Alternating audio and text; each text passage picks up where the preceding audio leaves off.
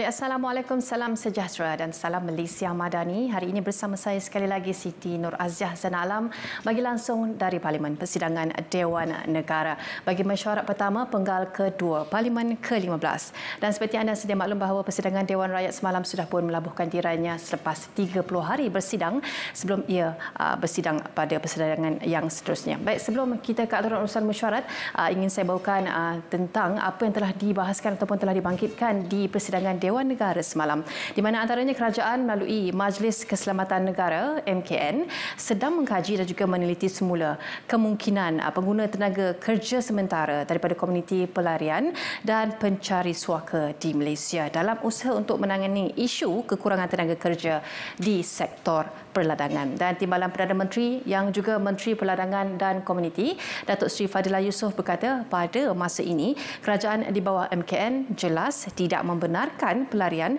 atau pencari suaka untuk bekerja di semua sektor di Malaysia termasuk sektor perladangan. Dan perkara tersebut dibangkitkan Senator Datuk Dr. Dominic Lau Ho Chai yang mencadangkan kementerian berkenaan agar meneliti penggunaan tenaga kerja sementara daripada komuniti pelarian atau pencari suaka bagi menangani isu kekurangan tenaga buruh di sektor perladangan negara. Dan sementara itu juga Dewan Negara juga turut diberitahu kerajaan juga sedang melaksanakan kajian menyeluruh berkaitan rasionalisasi semua nilai allowance perkhidmatan awam. Dan Timbalan Menteri di Jabatan Perdana Menteri Hal Ehwal Sabah Sarawak dan juga tugas-tugas khas Datuk Ugat Kumbang berkata kajian itu biarpun bersifat menyeluruh, namun keutamaan juga diberikan kepada kadar allowance yang ketika ini masih di bawah nilai RM100.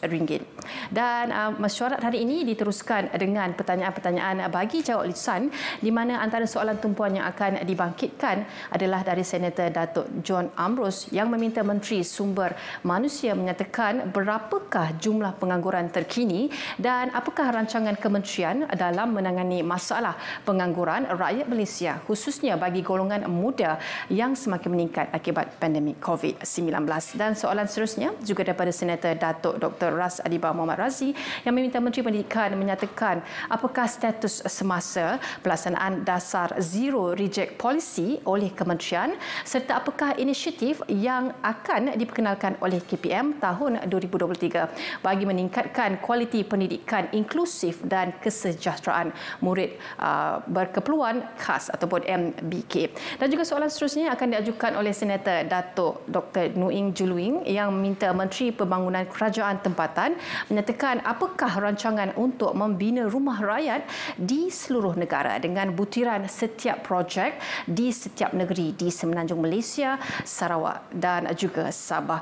Dan sebelum itu, selain di TV1 dan juga saluran berita RTM, jangan lupa juga ikuti kami di rtmparlimen.rtm.gov.my, juga melalui muat turun mudah RTM Klik ke telefon pintar anda di App Store, Play Store dan juga Huawei Apps Gallery. Baik saudara, selain itu soalan yang akan juga dibangkitkan oleh Senator Datuk Dr. Dominic Lau Ho Chai yang meminta Menteri Pembangunan Wanita menyatakan apakah tindakan kementerian bagi menghadapi penurunan kadar kelahiran yang kurang memuaskan kebelakangan ini. Baik saudara, kita bawakan perhatian anda ke Persidangan Dewan Negara sekarang. Silakan.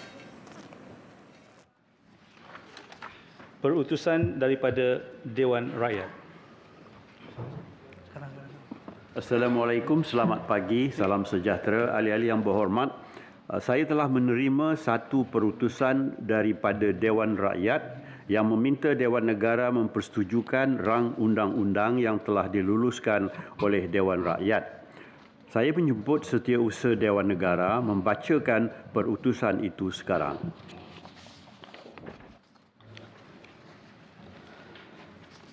April, perutusan daripada Dewan Rakyat kepada Dewan Negara. Yang berhormat Tan Sri Yang di-Pertua Dewan Negara, Dewan Rakyat telah meluluskan rang undang-undang yang berikut dan meminta Dewan Negara mempersetujukannya.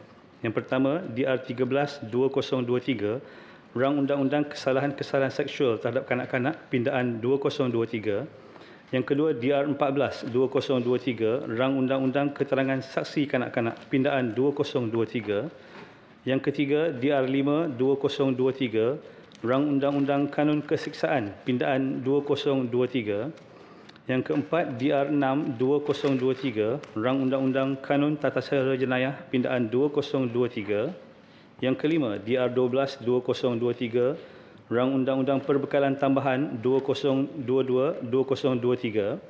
Yang keenam, DR4 2023, Rang Undang-Undang Keuangan 2023. Yang ketujuh, DR3 2023, Rang Undang-Undang Levy Keuntungan Luar Biasa Pengesahan 2023. Yang ke-8, DR7 2023, Rang Undang-Undang Pemansuhan Hukuman Mati Mandatori 2023. Yang ke-9, DR8 2023, Rang Undang-Undang Semakan Hukuman Mati dan Pemenjaraan Sepanjang Hayat Bidang Kuasa Sementara Mahkamah Persekutuan 2023.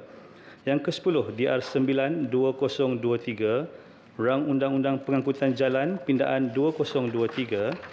Yang ke-11, DR10 2023, Rang Undang-Undang Pengangkutan Awam Darat Pindaan 2023. Dan yang ke-12, DR11 2023, Rang Undang-Undang Lembaga Pelesenan Kenderaan Perdagangan Pindaan 2023.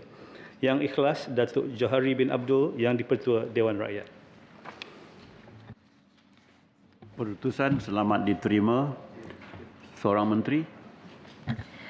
Tan Sri Yang di-Pertua, mengikut Peraturan Mesyuarat 66/2, saya mohon memaklumkan supaya rang undang-undang yang tersebut di dalam perutusan itu dibacakan kali yang kedua dan ketiganya di mesyuarat ini. Terima kasih. Baiklah.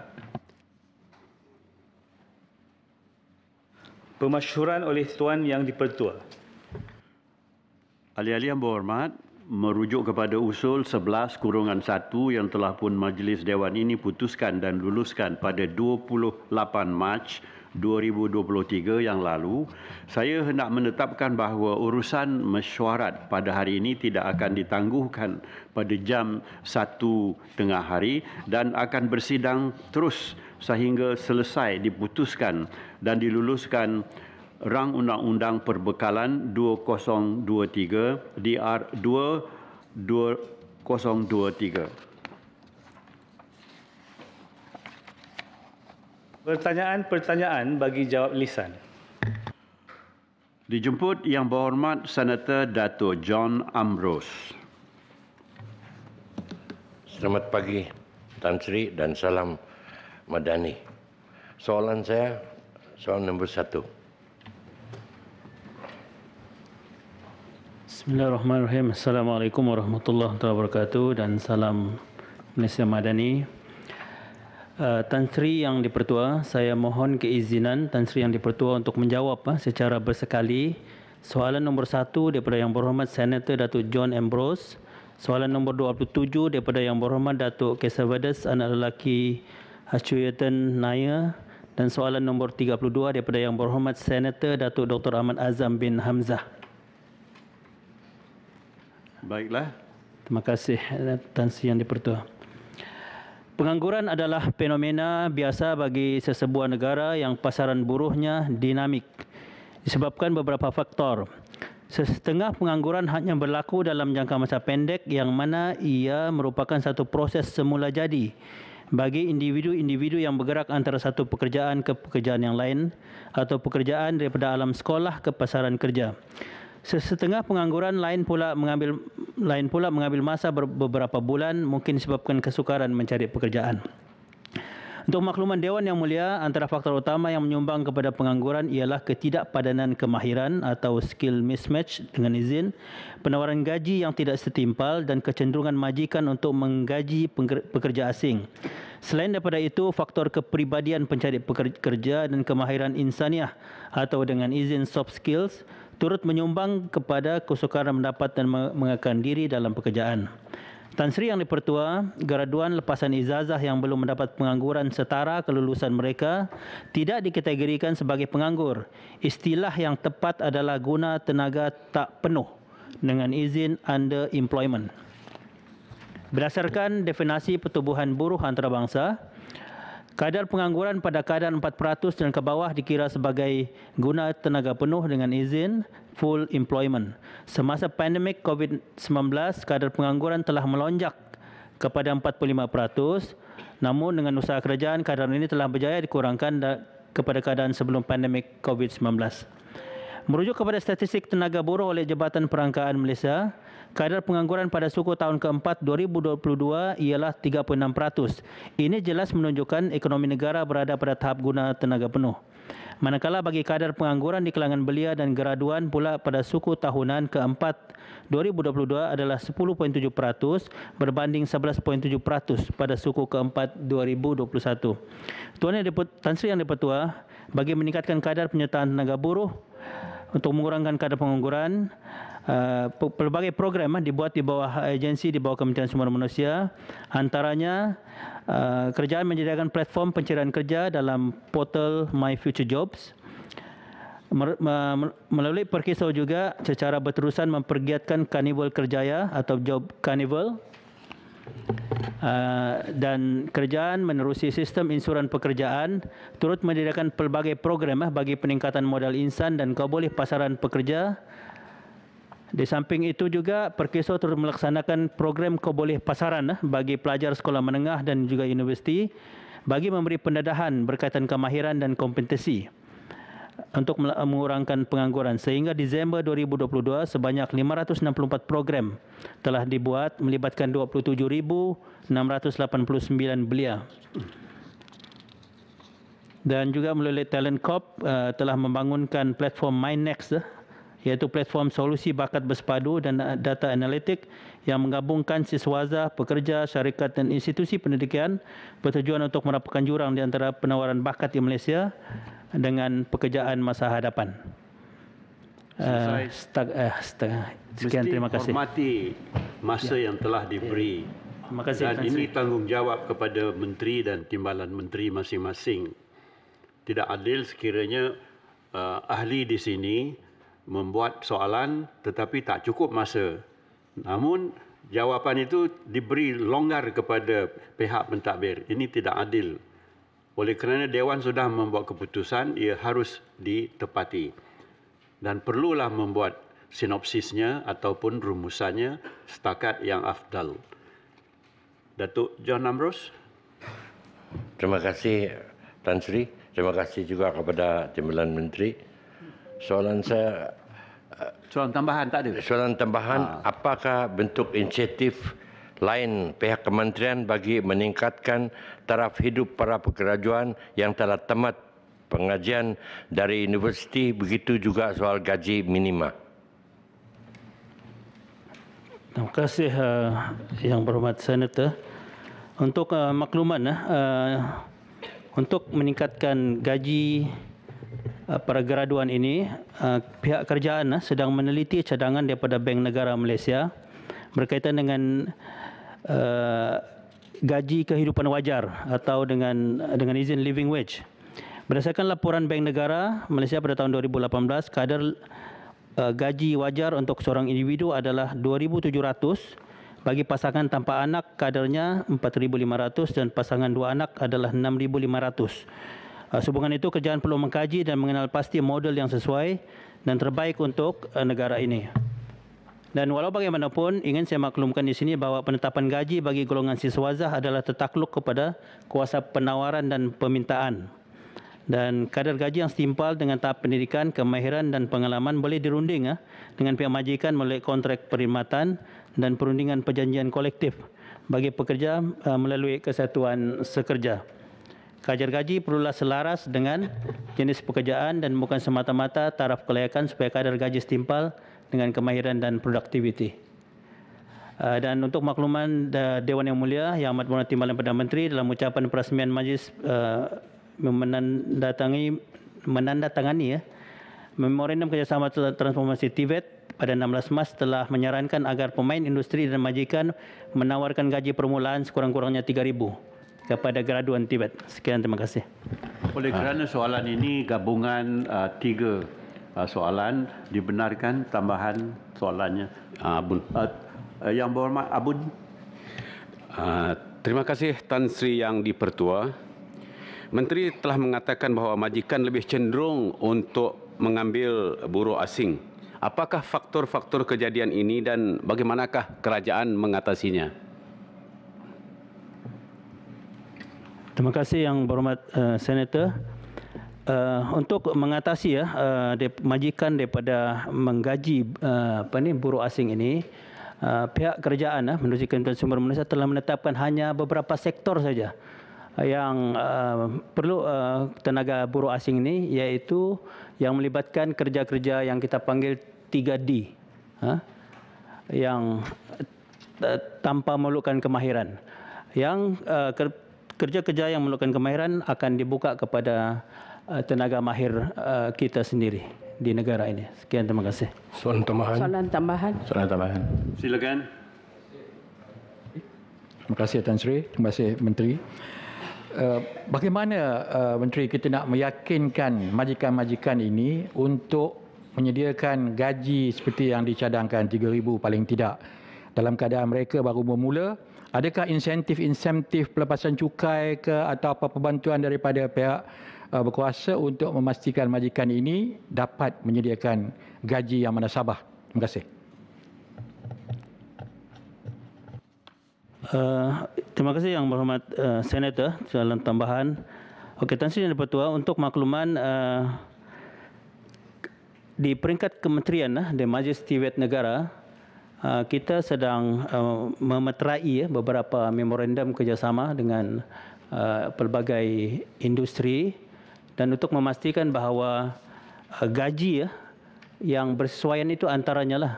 Maknanya kita mahu supaya gaji yang ditawarkan oleh majikan ini sesuai dengan tenaga mahir yang kita ada. Jadi usaha sama yang awal itu perlu dibuat melalui memorandum kerjasama ini.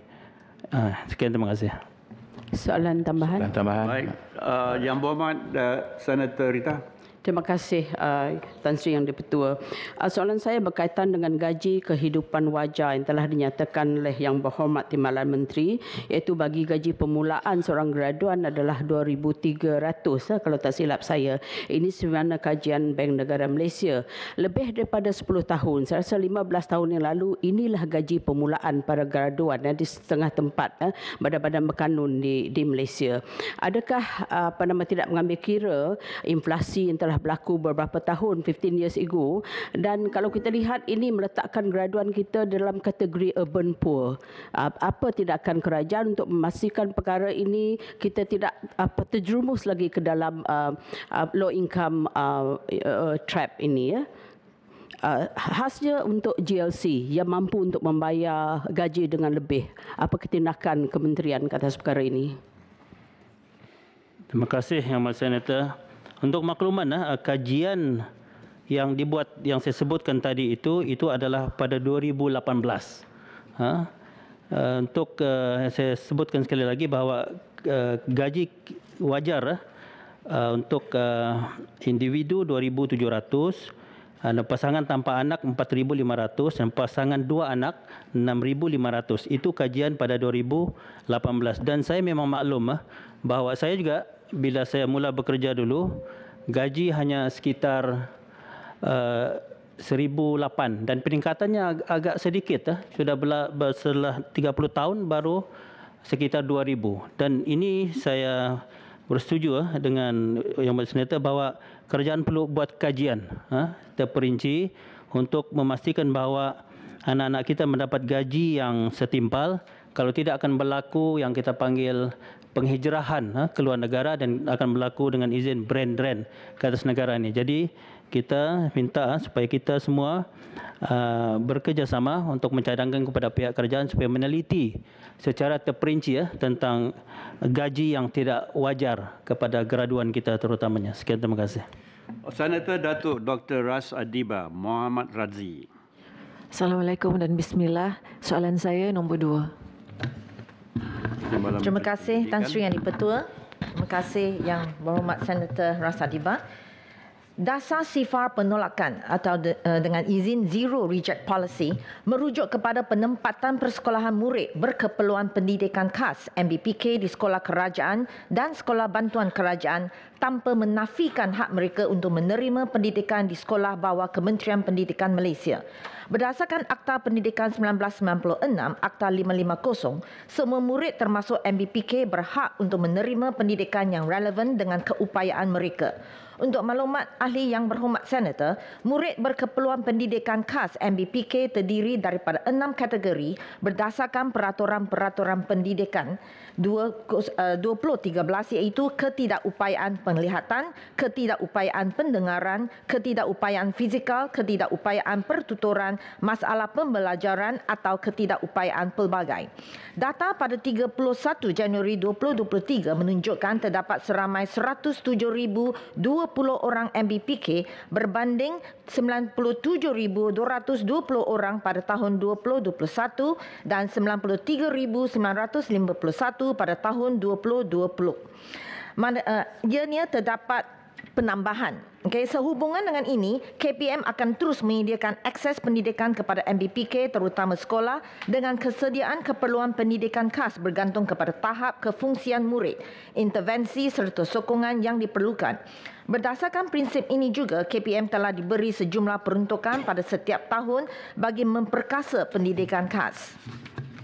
KPM turut menggiatkan lagi usaha untuk memantapkan program pendidikan khas di Malaysia selaras dengan 7 teras nadi keunggulan KPM dengan memberi penekanan kepada 6 teras strategik berikut.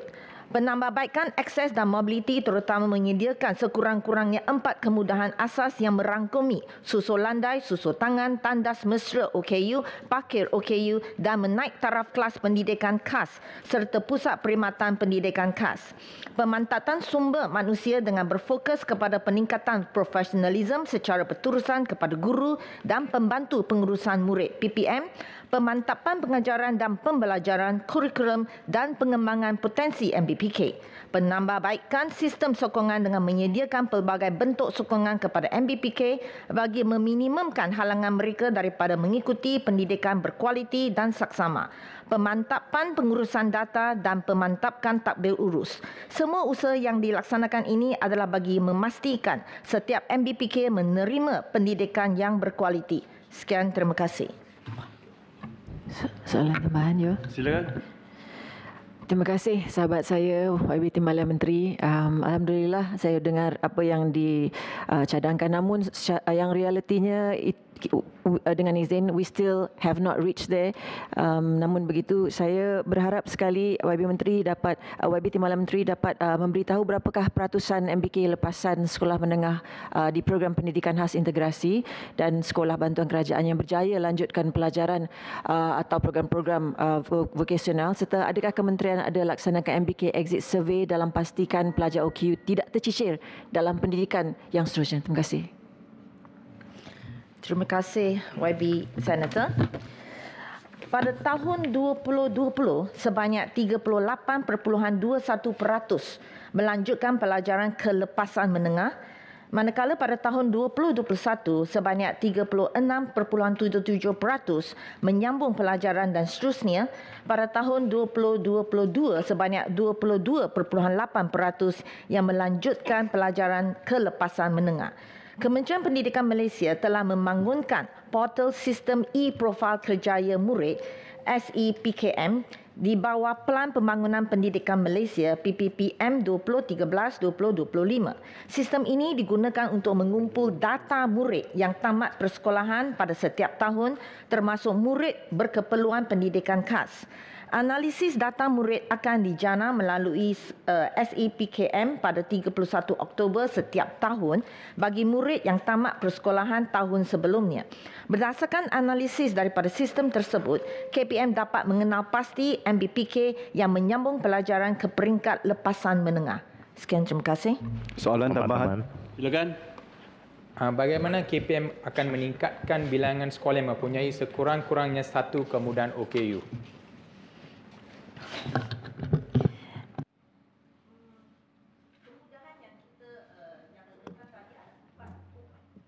Terdapat 4 kemudahan asas yang kita kenalkan, tapi penyediaan kemudahan mesra OKU mula menjadi fokus khusus KPM pada tahun 2021 di bawah teras strategik penambahbaikan Accessibility dan mobility terutama menyediakan sekurang-kurangnya 4 kemudahan asas yang merangkumi susul landai, susul tangan, parkir, OKU dan tandas mesra OKU. Sebelum tahun 2021, penyediaan kemudahan tersebut merupakan sebahagian daripada skop kerja penyelenggaraan. Bagi tahun 2021 dan 2022, KPM telah diperuntukkan sebanyak 78 juta ringgit untuk penyediaan kemudahan mesra OKU melibatkan 737 buah sekolah yang mempunyai MBPK. Kita dalam proses memastikan sekurang-kurangnya ada satu kemudahan akses asas di setiap sekolah. Tapi kita memang ada rancangan untuk memastikan terutamanya sekolah yang mempunyai pendidikan khas ada kemudahan, semua kemudahan tersebut. Tetapi buat sekarang belum capai ini, tapi kita dalam proses untuk mencapai untuk semua 4 kemudahan asas. Tuan Yang di-Pertua, saya nak mencelah sedikit. Terima kasih Tan Sri. Terima kasih Timbalan Menteri Pendidikan. Berapakah bilangan projek pembangunan melibatkan program pendidikan khas yang telah diluluskan dalam RMK 12? Bagi Rolling Plan RP 1 tahun 2021, kita ada lebih 6 projek melibatkan 5 buah program pendidikan khas integrasi atau PPKI dan sebuah sekolah pendidikan khas SPK iaitu SMK Pendidikan Khas Bandar Estate telah diluluskan. Manakala dalam Rolling Plan 2 tahun 2022, sebanyak 8 projek melibatkan 7 buah PPKI dan sebuah SPK iaitu SK Pendidikan Khas Taiping telah diluluskan. Bagi Rolling Plan 3 tahun 2023, sebanyak 21 projek melibatkan 16 buah PPKI dan 5 buah SPK telah diluluskan.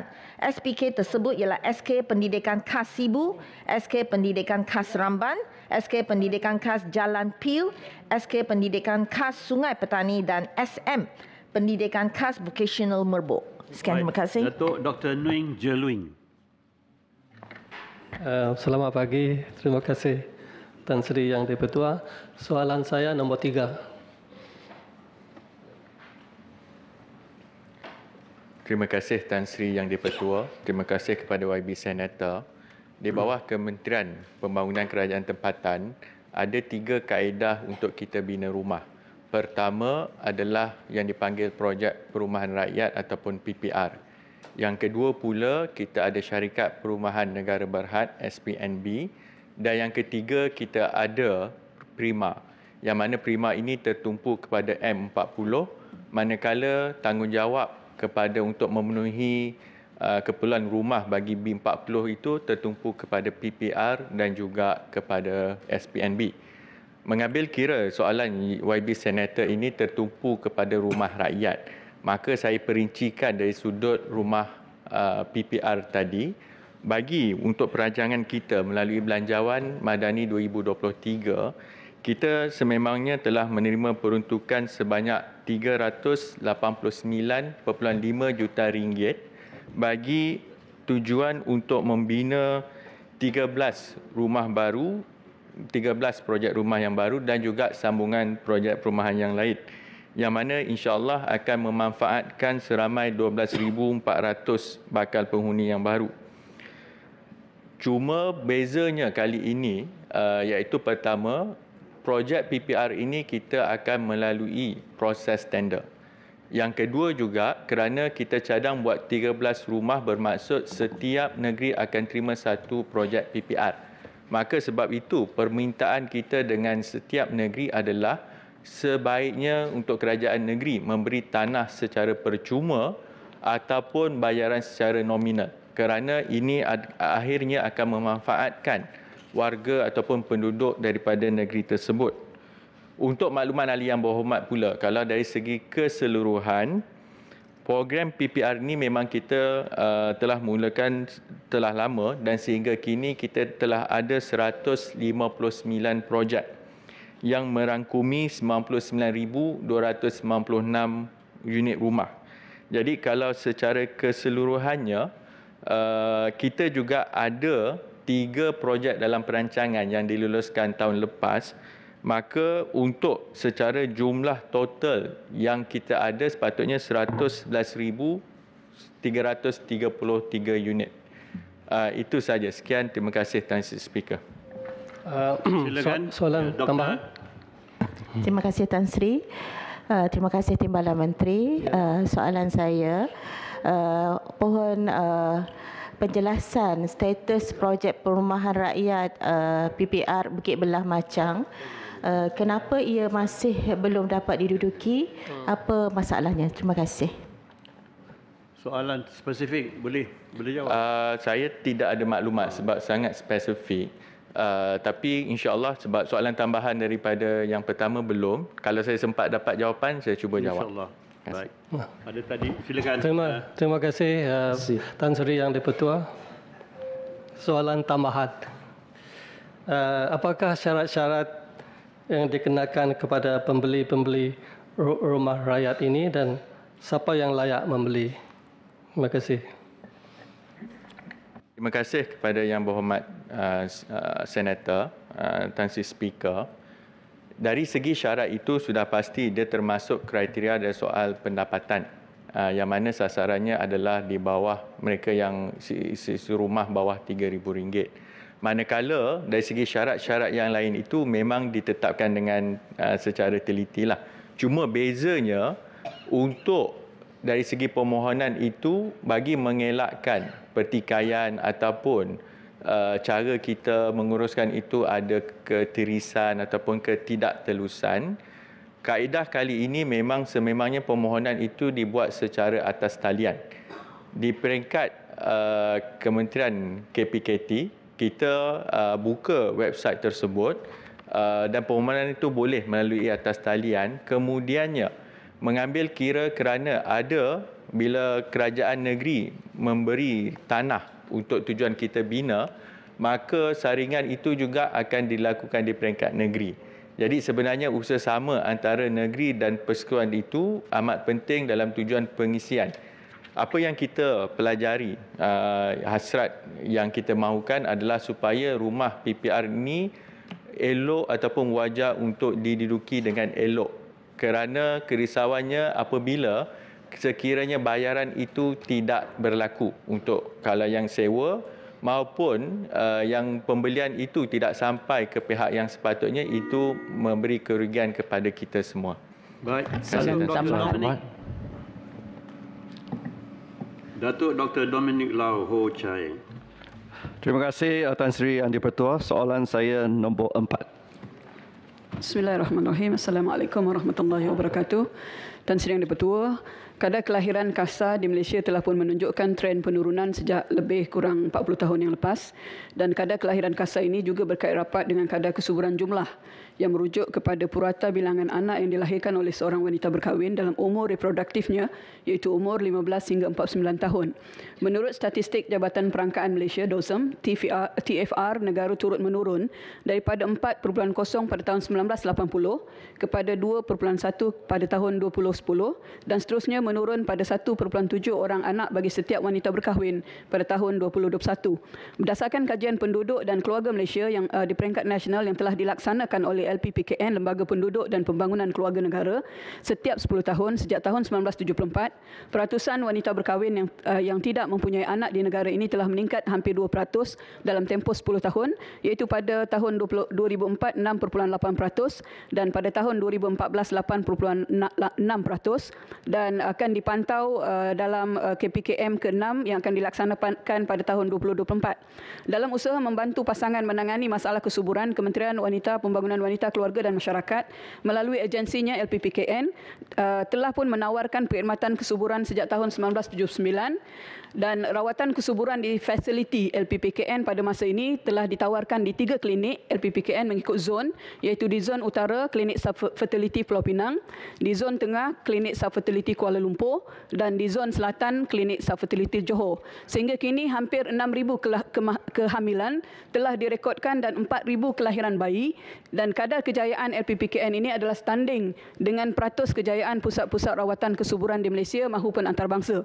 Tuan Tan Sri Yang di-Pertua, masalah kesuburan dalam kalangan lelaki di negara ini juga telah didapati agak membimbangkan, di mana data ujian analisis sperma daripada makmal LPPKN mendapati 60% keputusan yang telah dijalankan didapati abnormal, dan ini turut menyumbang kepada peningkatan masalah kesuburan dalam pasangan berkahwin. Mengambil pendekatan lebih proaktif, LPPKN juga telah mewujudkan klinik kesejahteraan lelaki yang telah pun mula beroperasi pada Oktober 2022 di Klinik Subfertility Kuala Lumpur, dan pada tahun 2023 ini dia akan diperluaskan ke 6 lagi klinik LPPKN di seluruh Semenanjung Malaysia dan juga Sarawak. Klinik ini menawarkan ujian saringan kesihatan lelaki, khidmat nasihat masalah seksual dan amalan gaya hidup sihat serta rawatan ubat untuk membantu meningkatkan kesuburan lelaki, memandangkan pada masa ini masalah ketidaksuburan dalam kalangan lelaki semakin meningkat. Selain daripada itu, Tan Sri Yang di-Pertua, kerajaan pada masa ini juga telah meneruskan inisiatif kepada pasangan dalam mendapatkan rawatan kesuburan seperti berikut. Pertama, pengecualian cukai bagi rawatan kesuburan sehingga RM6,000 bermula melalui pengumuman bajet tahun 2020 sehinggalah sekarang masih dilaksanakan. Dan yang kedua, program bantuan subsidi rawatan pemandian beradas yang disediakan oleh LPPKN kepada klien kesuburan. Dan yang ketiga, bagi penjawat awam, kemudahan tuntutan daripada majikan bagi perbelanjaan rawatan kesuburan masih berkuat kuasa melalui Keliling Perkhidmatan Awam bilangan 4 tahun 2001. Sekian. Terima kasih. Soalan tambahan. Mesti harus tumpu kepada subuh tak subuh ni. Jangan kepada perkara yang di luar subuh langsung. Sila. Terima kasih Tan Sri Yang di-Pertua. Terima kasih kepada Timbalan Menteri. Jawapan yang sebegitu cepat sampai saya pun tak tahu jawapan itu atau ada jawab soalan saya atau tidak. Ada jawabnya. Soalan tambahan saya ialah memang kalangan rakyat tidak melahirkan anak, terutamanya di kalangan B40 atau M40 juga dengan alasan kewangan keluarga. Ini memang realiti yang kita menghadapi selain daripada kesihatan. Oleh itu saya nak tanya kepada kementerian itu, adakah usaha mengikut seperti Singapura memberikan pelbagai program termasuk pemberian wang tunai. Seperti contoh dia ada baby bonus scheme dengan izin bagi first child 11,000 Sing dollar campur 3 maksudnya 14,000 Sing dollar.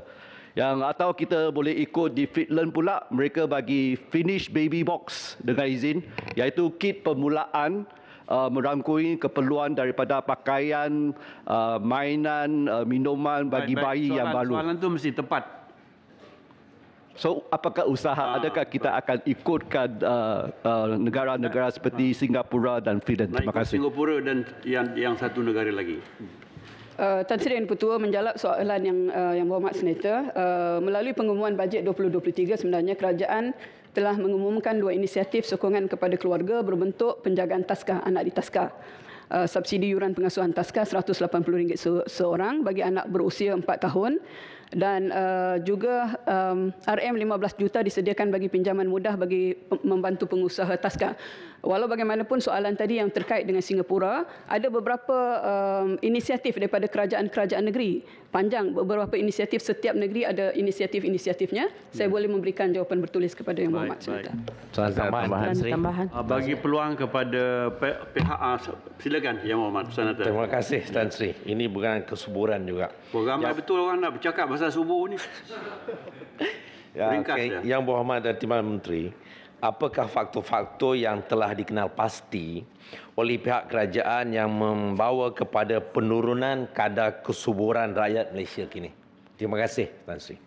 Tan Sri Yang di-Pertua, ada kurang lebih 4 kalau saya lihat daripada perbincangan kami di peringkat kementerian. Pertamanya adalah tentang perubahan gaya hidup penduduk pada masa kini dan juga peningkatan kos sara hidup yang tinggi, peningkatan bilangan wanita yang berpendidikan tinggi dan penyertaan kaum wanita dalam tenaga buruh. Itu antaranya. Dan selain daripada itu, lewat berkahwin atau memilih tidak berkahwin, dan juga penangguhan dalam perkahwinan secara langsung juga akan memendekkan tempoh usia reproduktif mereka. Dan Dan pada masa yang sama benar, dari sudut perspektif ekonomi adalah keupayaan kewangan keluarga semakin mencabar pada masa kini menyebabkan majoriti memilih untuk menghadkan anak. Tan Sri Yang Dipertua. Baik. Soalan tambahan. Yang berhormat Rita. Terima kasih Tan Sri Yang Dipertua. Jika di Sarawak, LPKN ini adalah sinonim dengan birth control. Ya. Kalau orang telah melahirkan 3-4 orang anak, dinasihati untuk mengadakan tubal ligation. Begitulah keadaannya dengan distribution of pil perancang keluarga. Adakah kementerian akan mereview balik ya, apakah tumpuan LPKN sekarang dengan keadaan di mana kita birth rate kita sudah jatuh sekarang. Terima kasih. Sri Yang Dipertua, berdasarkan maklumat yang ada pada saya di sini, bantuan untuk insentif bagi di negeri Sarawak, salah satunya adalah bantuan ibu bersalin, iaitu bantuan ibu bersalin yang merupakan inisiatif Kerajaan Negeri Sarawak dengan pemberian sebanyak RM450 dalam bentuk tunai kepada setiap ibu berstatus K ataupun isteri kepada pemegang kad pengenalan berstatus K Sarawak yang melahirkan anak. Jadi apa yang dimaklumkan oleh Yang Berhormat Senator tadi perlu semakan kepada saya, sebab berdasarkan di sini dia ada insentif khusus kepada ibu-ibu yang bersalin. Dan pada yang keduanya kita ada EFS merupakan pemberian RM1,000 kepada setiap kelahiran anak Sarawak dalam bentuk simpanan bermula tahun 2019 tanpa mengira bangsa, agama dan status sosioekonomi. Detail saya mungkin perlu semakan dan menjawab kepada Yang Berhormat Senator secara bertulis. Terima kasih. Tuan Aknan, anak lelaki Tup. Terima kasih Tan Sri. Soalan saya soalan 5. Terima kasih. Terima kasih.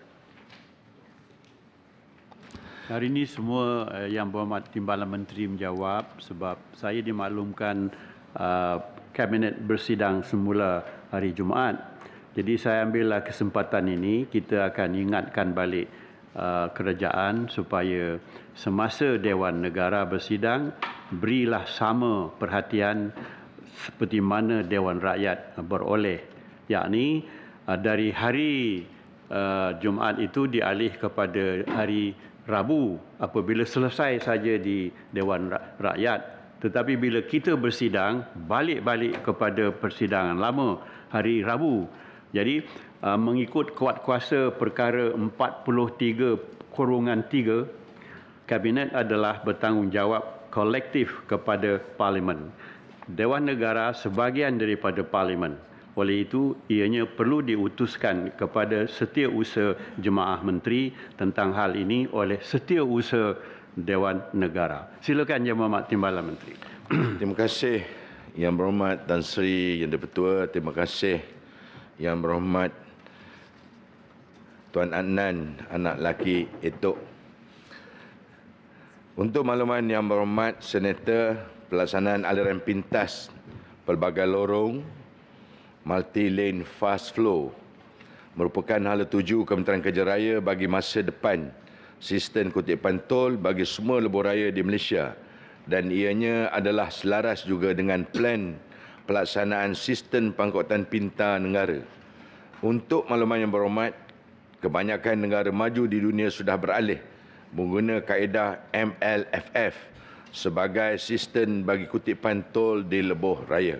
Di rantau Asia Tenggara, negara seperti Thailand dan Indonesia juga telah mengorak langkah ke arah pelaksanaan sistem kutipan tol secara MLFF ini, dan adalah amat penting untuk Malaysia turut mengaplikasikan MLFF supaya tidak ketinggalan dari segi teknologi dan sistem kutipan tol. Untuk makluman Yang Berhormat, MLFF akan memberi impak positif terhadap isu kesesakan semasa yang semakin meruncing terutama di kawasan Plaza Tol dan seringkali melimpah sehingga ke laluan utama. Ini adalah kerana penggunaan tidak lagi perlu memberhentikan atau memperlahankan kenderaan bagi membuat bayaran tol.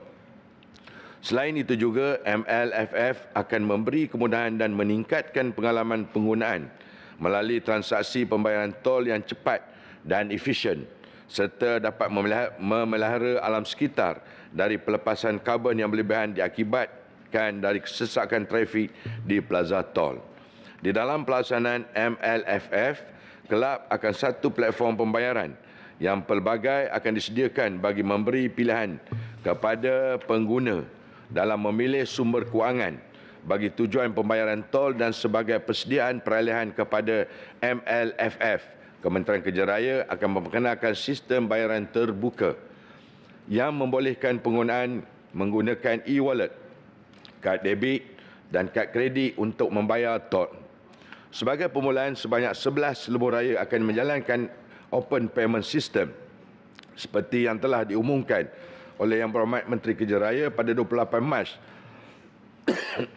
2023. Sistem ini dijangka akan mula dilaksanakan pada September 2023. Lebuhraya berkenaan adalah Jambatan Pulau Pinang, Lebuhraya Batu Sekuling, Lebuhraya Sungai Besi, Lebuhraya Baru Pantai, Lebuhraya Bertingkat Ampang Kuala Lumpur, Lebuhraya Koridor Gatri, Lebuhraya Shah Alam, Lebuhraya Damansara Puchong, Lebuhraya Sistem Penyuraian Trafik KL Barat, Terowong Smart dan Lebuhraya Kuala Lumpur Putrajaya.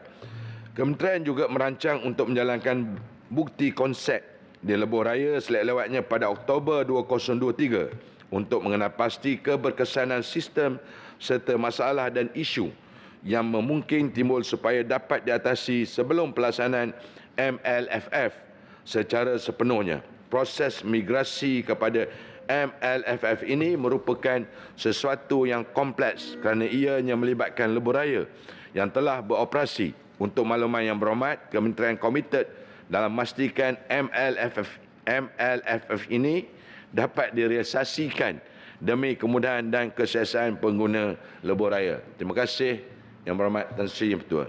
Silakan. Terima kasih Pak Menteri.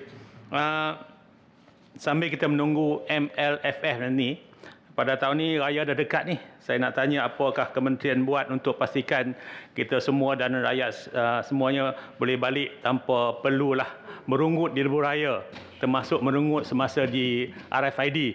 Orang kata reverse forward insya-Allah detect. So harap boleh diuruskan. Terima kasih. Reverse forward. Reverse forward insya-Allah detect. Wah, itu kena ambil berat tu Yang Berhormat Timbalan Menteri. Terima kasih Yang Berhormat Tan Sri Pertua. Dia tu tidak radio frekuensi lagi. Sila. Sememangnya KKR mengambil maklum bahawa setiap kali perayaan, bukan saja waktu hari raya muncak seperti raya puasa, raya haji, musim perayaan hari raya Cina dan sebagainya, sudah pasti lebuhraya akan mengalami kesesakan yang amat sangat. Tak terkecuali di Kementerian Kerja Raya sendiri yang sentiasa membincangkan dalam perkara ini. Langkah utama yang kita ambil adalah supaya kita dapat melakukan beberapa perkara, iaitu mengeluarkan cadangan waktu perjalanan bagi pengguna lebuhraya Utara Selatan, lebuhraya KL, Karak, lebuhraya Pantai Timur dan lebuhraya Pantai Timur 2 bagi membantu pengguna merancang perjalanan. Kita dah rancang. Maknanya kalau semua pengguna mengikut perancangan kita, sudah pasti kita dapat melaksanakan perkara tersebut. Kemudian kita mengemaskini status trafik atau sebarang insiden di lebuhraya setiap 10-20 minit melalui Facebook atau Twitter dan sebagainya di dalam sistem LLM secara rasmi di pihak kami. Kemudian kita kerjasama dengan Kementerian Pengangkutan Jalan supaya larangan kenderaan berat tidak boleh digunakan 2 hari sebelum perayaan dan 2 hari selepas cuti umum. Itu kita lakukan sempena sambutan Hari Raya Aidilfitri yang tidak lama lagi kunjung akan tiba ini. Kemudian kita memastikan sistem kutipan tol berfungsi dengan baik bagi mengelakkan perkara-perkara yang tidak diingini berlaku seperti transaksi pelaksanaan ini. Kita gunakan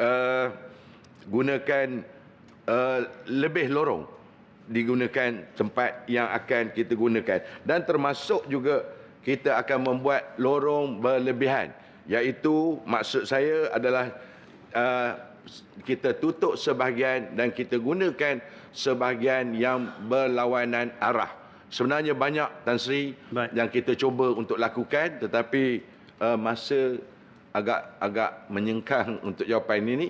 Jadi terima kasih Tan Sri, banyak perkara-perkara yang akan kita umumkan waktu menjelang pilihan raya ini. Terima kasih Tan Sri Ketua. Senator Datuk Razali. Okey, terima kasih. Saya melihat masalah utama yang ada di lorong tol sekarang ni adalah palang yang menyebabkan kesesakan lalu lintas, terutamanya di musim hari raya. Apakah pihak kerajaan tidak bercadang untuk mencari jalan untuk sementara waktu hari raya ni cabut dulu palang tu dan dia detect, jadi tak payah pakai palang, kereta lalu je RFID terus dia tangkap, tak perlu ada palang. Boleh tak kerajaan buat macam tu? Terima kasih. Ya, satu pandangan yang konstruktif membina. Sila. Terima kasih Yang Berhormat Tan Sri Yang Bertua. Terima kasih saudara Yang Berhormat Datuk Razali Idris yang membuat cadangan yang sememangnya amat baik. Cadangan tersebut, dan saya akan cuba bincangkan bersama dengan LLM sama ada penggunaan tersebut boleh digunakan. Sebab kalau kita melihat semua ini melalui di tol. Sebab kalau kita lihat kita berhenti saja di kamera itu, palang tersebut akan terbuka. Dan sekiranya palang itu tidak digunakan, adakah ia boleh digunakan? Dan satu pandangan yang saya tidak boleh memberi jawapan yang tepat, tetapi boleh diusahakan kepada LLM supaya perkara itu boleh dijadikan sebagai kenyataan. Terima kasih Yang Berhormat Datuk Razali memberi pandangan yang begitu baik sekali. Terima kasih. Ini satu cadangan yang baik. Selesai, maka diucap terima kasih kepada Timbalan Menteri menjawab, dan jangan lupa cadangan tersebut diberi maklum semula. Tuan Robert Lau Hui Yu. Terima kasih Tan Sri Yang Di-Pertua. Soalan saya nombor 6. Sumber manusia. Terima kasih Tuan Robert Lau. Yang menurut senator kita, Tan Sri Yang Di-Pertua, kerajaan telah melancarkan rangka tindakan ekonomi digital Malaysia pada tahun 2020 dan dasar industri 4.0 negara pada tahun 2021 bagi memacu pembangunan ekonomi digital negara dan teknologi dasar revolusi perindustrian keempat dengan mengambil kira pembangunan guna tenaga berkemahiran sedia ada dan keperluan industri digital masa hadapan. Untuk makluman Dewan Yang Mulia, Kementerian Sumber Manusia telah dilantik sebagai pengerusi kluster bakat digital di bawah Majlis Ekonomi Digital dan Industri 4.0 negara yang dipengerusikan oleh Yang Amat Berhormat Perdana Menteri. Kluster bakat digital bertanggungjawab untuk menyelaras pelaporan bagi program-program digital dengan kerjasama kementerian dan agensi berkaitan dalam usaha melahirkan tenaga kerja berkemahiran tinggi dalam bidang digital. Di samping itu, Kementerian Sumber Manusia melalui Jabatan Pembangunan Kemahiran telah membangunkan sebanyak 182 standard kemahiran pekerjaan kebangsaan berkaitan bidang digital, contohnya pengatur caraan dan penyiaran dengan izin programming and broadcasting activities, aktiviti penerbitan dan telekomunikasi dengan izin publishing activities dan telekomunikasi. Standard pekerjaan yang dibangunkan ini boleh menjadikan rujukan kepada semua penyedia latihan, terutamanya institusi latihan TVET untuk melatih bakat mahir negara berkaitan bidang digital. Selain itu, bagi mempergiatkan usaha untuk meningkatkan kepenyertaan belia dalam bidang digital, Jabatan Pembangunan Kemahiran juga menganjurkan pertandingan kemahiran antarabangsa dan pertandingan kemahiran peringkat belia setiap tahun melibatkan lebih kurang 1,300 penyertaan belia. Sebanyak 7 bidang berkaitan teknologi digital dipertandingkan dalam era kecerdasan buatan. Selain itu, Kementerian Sumber Manusia melalui Jabatan Tenaga Manusia dalam usaha memperkasa pendidikan TVET yang turut menyumbang dalam melaksanakan penyediaan pekerja berkemahiran dalam bidang digital dengan kerja-kerja penyelenggaraan fizikal dan infrastruktur, makmal keselamatan cyber dengan izin cyber security di Institut Latihan Perindustrian Kuala Langat, serta mengadakan program latihan untuk tenaga pengajar dan persijilan profesional kepada tenaga pengajar institusi latihan Jabatan Tenaga Manusia dalam bidang keselamatan cyber. Di bawah inisiatif peningkatan kemahiran dan latihan semula kemahiran berasaskan digital pula, Kementerian Sumber Manusia melalui Pembangunan Sumber Manusia Berhad atau HRDCOP giat menggalakkan majikan untuk menghantar pekerja ke program berteraskan digital dan industri 4.0. Hebahan telah dilakukan melalui pekeliling majikan yang menyenaraikan 9 fokus utama latihan yang telah dikenal pasti, termasuk industri 4.0 dan teknologi masa hadapan. Secara kesimpulannya, penyediaan bakat negara dalam bidang digital memerlukan penyelarasan antara pelbagai program dan inisiatif oleh pihak kerajaan. Sekian, terima kasih. Baik. Soalan tambahan. Tuan Robert Law lagi. Terima kasih Timbalan Menteri. Soalan tambahan saya ialah kecerdasan buatan dengan izin artificial intelligence akan menggantikan berjuta-juta pekerjaan pada tahun-tahun yang akan datang, dan sebaliknya ia akan membantu orang ramai menyelesaikan lebih banyak kerja dengan lebih cepat sekaligus meningkatkan produktiviti. Soalan saya ialah apakah yang perlu kerajaan lakukan dari segi dasar untuk memanfaatkan artificial intelligence dan pada masa yang sama melindungi atau mengurangkan kesan kehilangan pekerjaan dan mengagihkan sosial dan ekonomi. Terima kasih soalan tambahan Yang Amat Senator. Untuk makluman, kita sedang melahirkan tenaga mahir negara yang sebagai operator atau operasi yang mengoperasikan AI ini, artificial intelligence ini, dan kita akan memastikan bahawa tidak akan berlaku kekurangan pekerjaan di negara ini, sebab yang artificial intelligence ini, kecerdasan buatan ini tidak akan menggantikan manusia sepenuhnya. Tidak akan menggantikan manusia sepenuhnya. Sekian, terima kasih. Silakan. Terima kasih Tan Sri Yang Di-Pertua. Ya. Okey, sekarang ni alhamdulillah kerajaan telah melaksanakan pelbagai program di bawah Kementerian Sumber Manusia. Cuma daripada pemerhatian kerajaan, bila diketimbang atau perbandingan dengan negara-negara ASEAN yang lain, di mana kedudukan kita dalam aspek yang diharapkan oleh Yang Berhormat Senator Robert Law? Di mana? Berbanding Singapura, berbanding Thailand, supaya ini merupakan satu pencetus kepada menarikkan syarikat-syarikat global IT untuk datang ke negara kita. Terima kasih soalan tambahan Yang Amat Senator. Dari segi standard secara detailnya saya tidak ada, mungkin saya akan jawab secara bertulis. Tapi dari segi perbandingan kasar, seperti yang kita sedia maklum, even kita dengan negara jiran kita Singapura agak ketinggalan. Dan itulah yang menyebabkan ramai di antara tenaga mahir kita berhijrah ke Singapura. Jadi itu juga menunjukkan bahawa ada gap, ada kesenjangan antara kita dengan negara-negara lain yang sekitar ASEAN ini. Jadi dari segi kemahiran pula, memang itulah yang saya sebut tadi, kita juga menggalakkan pelajar-pelajar kita, belia-belia kita untuk mewakili negara untuk bertanding di peringkat antarabangsa. Dan ini untuk memastikan bahawa standard kemahiran kita juga akan dapat mencapai peringkat antarabangsa, dan juga sekaligus akan mengangkat negara ini supaya dapat melahirkan tenaga mahir yang berkualiti. Okey, sekian, terima kasih. Baik, terima kasih Datuk Bobby bin Swan. Terima kasih Yang Berhormat Tan Sri Yang Di-Pertua. Soalan saya nombor 7. Komunikasi.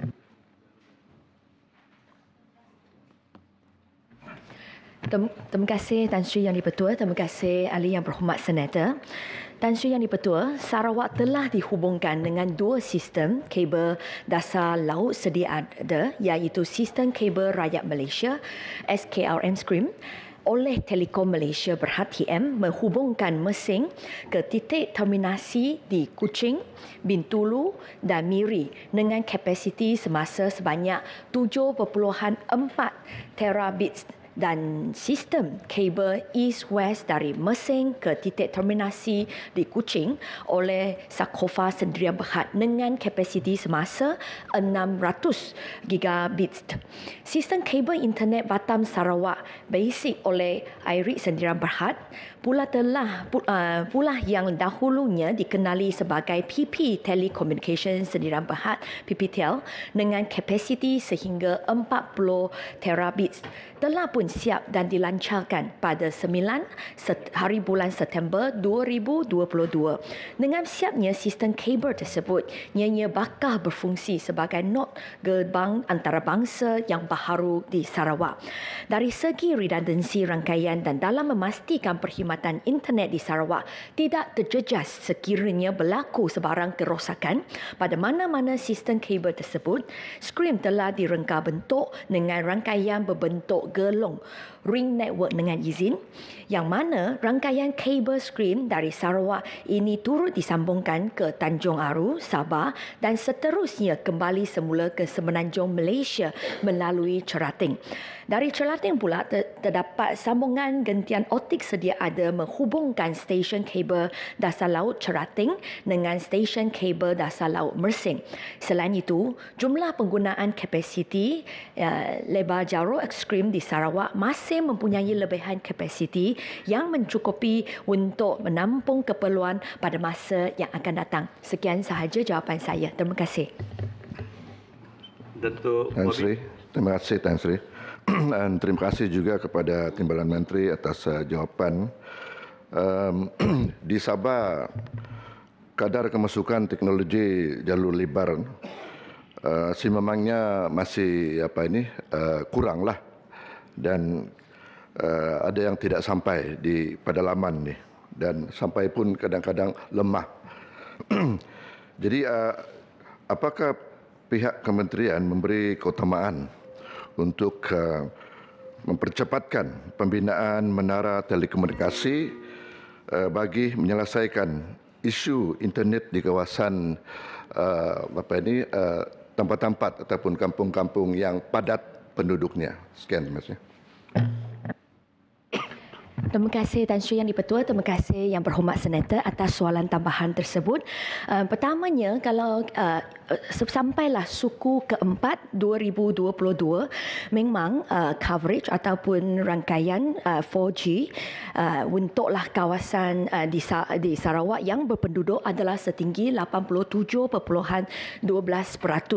Ini tetapi kami memang rasa bahawa ada ruang lagi untuk kita tambah baik, dan oleh sebab itu setakat ini masih ada 684 menara yang sedang dilaksanakan, dan kita percaya bahawa apabila jumlah ini 684 kesemuanya telah siap, kami bolehlah mencapai lebih daripada 90% punya coverage untuk Sarawak. Dan selain daripada itu, di bawah jendela kami ada satu projek lagi yang kita panggil Point of Presence. Setakat ini kami pun memang telah identify mengenai pasti 60 kawasan pendalaman yang kami akan melaksanakan program POP ini dengan satu peruntukan sebanyak 80 juta ringgit. Kami harap bahawa denganlah jendela dan jugalah kerjasama dengan syarikat-syarikat telco, kita boleh meningkatkan lagi perkhidmatan rangkaian di kawasan pendalaman di Sarawak. Terima kasih. Di Sabah macam mana? Tuan Pandi. Terima kasih Tan Sri Datuk Sri Yang di-Pertua. Terima kasih kepada Timbalan Menteri. Umumnya di negara kita coverage walaupun di Lembah Kelang setengah okey, setengah tak okey secara umum. Sebab itu Menteri Telekomunikasi yang lepas sebelum PRU ke-15 mencadangkan satu program besar-besaran. Soalan saya, daripada apa yang diterangkan oleh Yang Berhormat Timbalan Menteri tadi, daripada Cerating ke Mersing ke Tanjung Aru dan sebagainya, daripada rekod kementerian berapa bilion yang terlibat, dan fokus kepada pembinaan baru kerajaan lebih tertumpu kepada sistem kabel ataupun lebih tertumpu kepada sistem satelit. Terima kasih. Terima kasih Datuk Tan Sri Speaker, terima kasih Yang Berhormat Senator. Pertamanya, untuk sistem kabel dasar DAO ini memang itu adalah pelaburan daripada pihak swasta. Kebanyakan kabel yang saya sebut tadi tak melibatkan dana daripada kerajaan. Kerana syarikat-syarikat tertentu yang saya sebut tadi, mereka nampak bahawa ini adalah satu benda yang boleh commercialize. Dan sebab tu mereka bina kabel dasar laut ini dengan dana mereka, kecuali TM. Skrin memang dibina menggunakan dana daripada TM sendiri dan mereka juga ada guna pakai sedikit dana daripada SKMM iaitu dana USP. Untuk yang lain, kedua yang kabel laut yang saya sebut sepertilah basic ataupun east-west, kabel east-west yang dibina oleh Sakofa, itu adalah dana mereka sendiri. Untuk hala 7 kementerian, kami nak pastikan bahawa dana kerajaan adalah diguna pakai untuk menjaga kawasan pendalaman di mana tak ada commercial value, dan oleh sebab itu syarikat telco tidak berminat untuk membina dana menara baharu guna pakai dana sendiri. Dan oleh sebab itu kita mengguna pakai dana daripada kerajaan ataupun dana USP daripada SKM untuk membina untuk membina menara baharu di kawasan tersebut untuk pastikan bahawa seluruh Malaysia bolehlah dijaga. Untuk soalan daripada Yang Berhormat tentang Sabah, saya ada statistik di sini tetapi mungkin saya boleh bagi dalam bentuk bertulis. Terima kasih. Baik. Datin Ros Suryati binti Alang. Assalamualaikum warahmatullahi taala wabarakatuh. Terima kasih Tan Sri Yang Di-Pertua. Soalan saya, soalan nombor 8.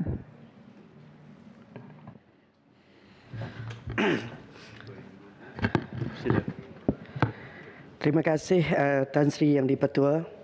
Terima kasih juga kepada Yang Berhormat Senator Datin Ros Suryati.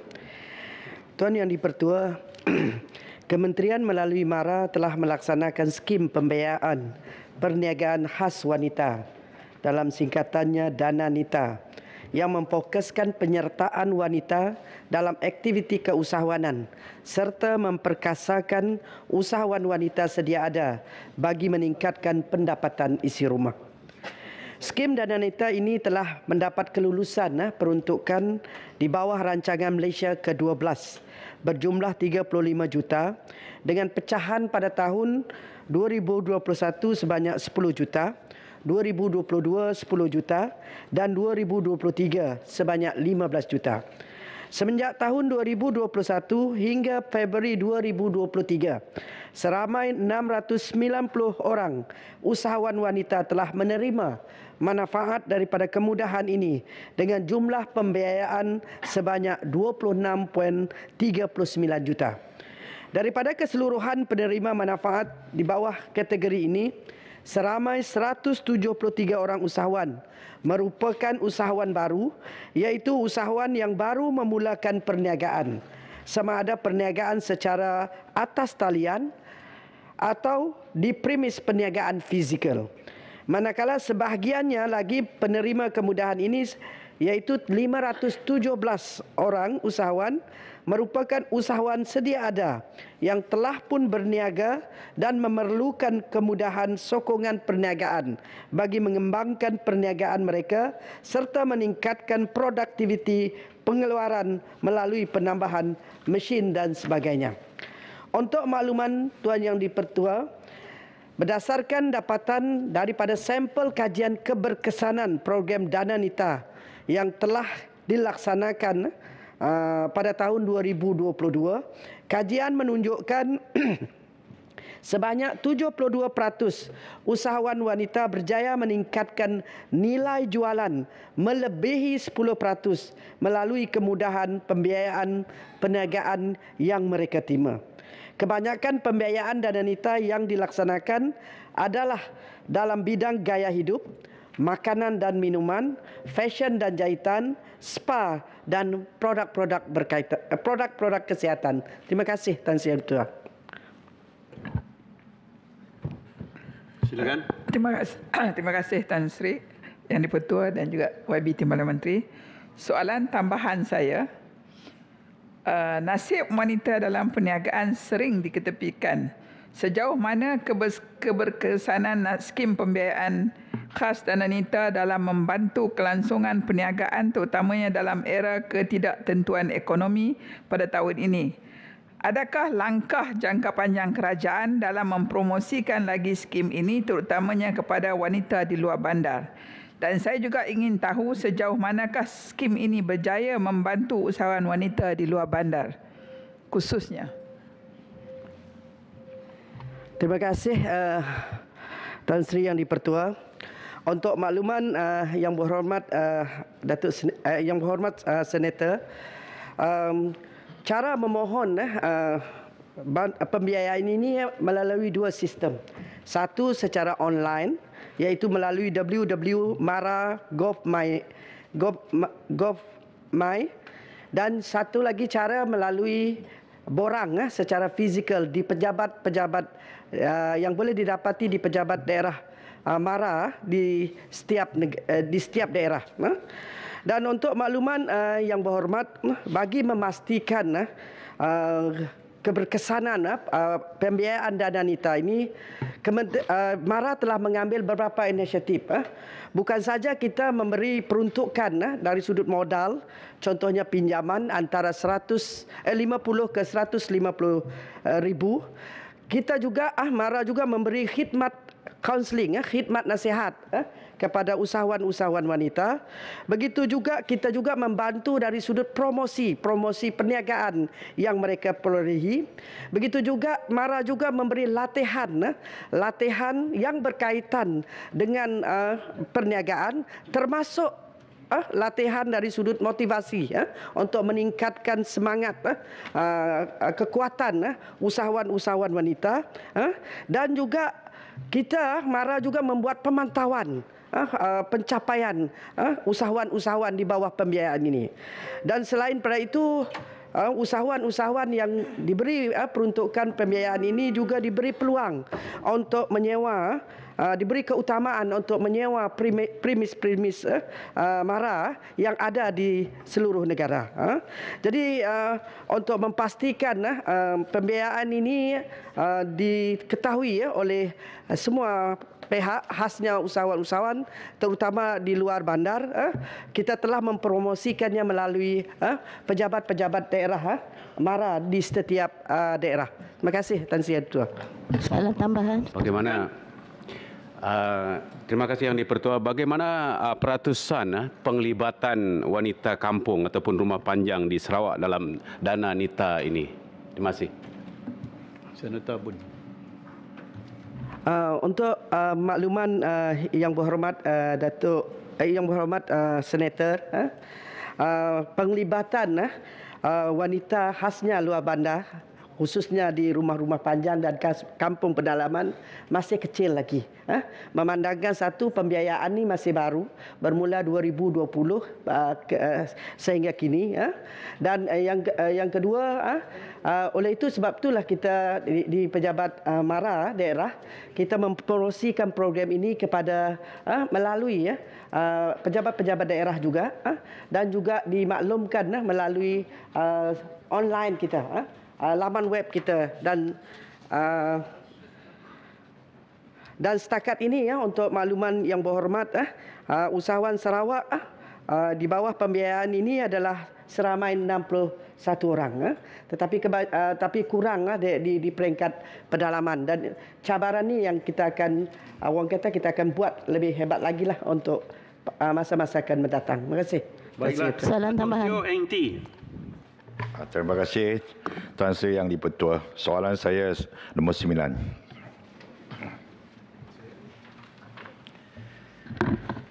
Bismillahirrahmanirrahim. Assalamualaikum warahmatullahi wabarakatuh dan salam sejahtera.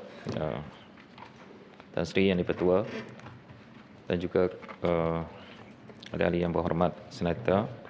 Terima kasih Yang Berhormat Senator di atas soalan yang dikemukakan, di mana pendirian Kementerian Pertahanan bagi meneruskan perolehan kapal tempur pesisir pantai atau LCS ini adalah untuk memperkasakan keupayaan operasi TLDM dalam memelihara kedaulatan perairan negara dan selari dengan objektif pertahanan negara yang terkandung dalam Kertas Putih Pertahanan Negara. Oleh demikian, Kementerian Pertahanan memberi tumpuan sepenuhnya dalam melangkah ke hadapan bagi memastikan projek LCS ini dapat diteruskan semula.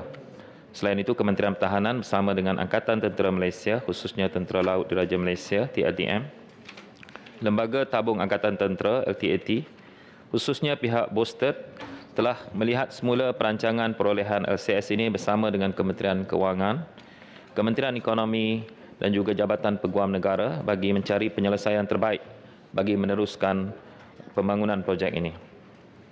Mengenai perkembangan terbaru bagi pembinaan kapal tempur pesisir pantai ini, Kementerian sedang dalam fasa akhir untuk memutamatkan cadangan penerusan projek melalui penyediaan memorandum Jemaah Menteri yang dirancang akan dibentangkan dalam masa terdekat. Sekiranya Jemaah Menteri memutamatkan hala tuju bagi perolehan LCS ini, pihak Kementerian akan bersedia untuk memaklumkannya kepada sidang Dewan Yang Mulia ini. Berhubung tindakan mahkamah sama ada telah diambil ataupun tidak, Kementerian menyerah sepenuhnya kepada pihak berkuasa untuk mengambil tindakan jika terdapat salah laku dan pihak yang bertanggungjawab menyebabkan kelewatan terhadap penyiapan kapal tempur pesisir pantai ini, dan Kementerian tidak akan sesekali mempertahankan serta berkompromi dengan mana-mana pihak yang melakukan tindakan tidak bertanggungjawab dalam perihal perolehan dan pembangunan LCS ini. Berkenaan pembayaran kepada pihak syarikat pembina pula, Kementerian ingin menjelaskan bahawa pembayaran ini adalah berdasarkan kontrak yang telah termaktub. Secara ringkas, kemajuan pembayaran tidak dirangkaikan dengan peratusan kemajuan kerja, tetapi sebaliknya pembayaran adalah berdasarkan aktiviti dan kontrak untuk kesemua kapal dapat dilaksanakan. Justru kemajuan setiap kapal perlu dibayar kerana kerja telah bermula dan peralatan perlu dibeli untuk dipasang di kapal tersebut. Sebagai makluman, inventory dalam ruang penyimpanan bagi peralatan LCS ini sudah pun bernilai 1.7 bilion ringgit dan ia telah dibuktikan dan dilaporkan dalam jawatankuasa kira-kira wang negara. Itu saja.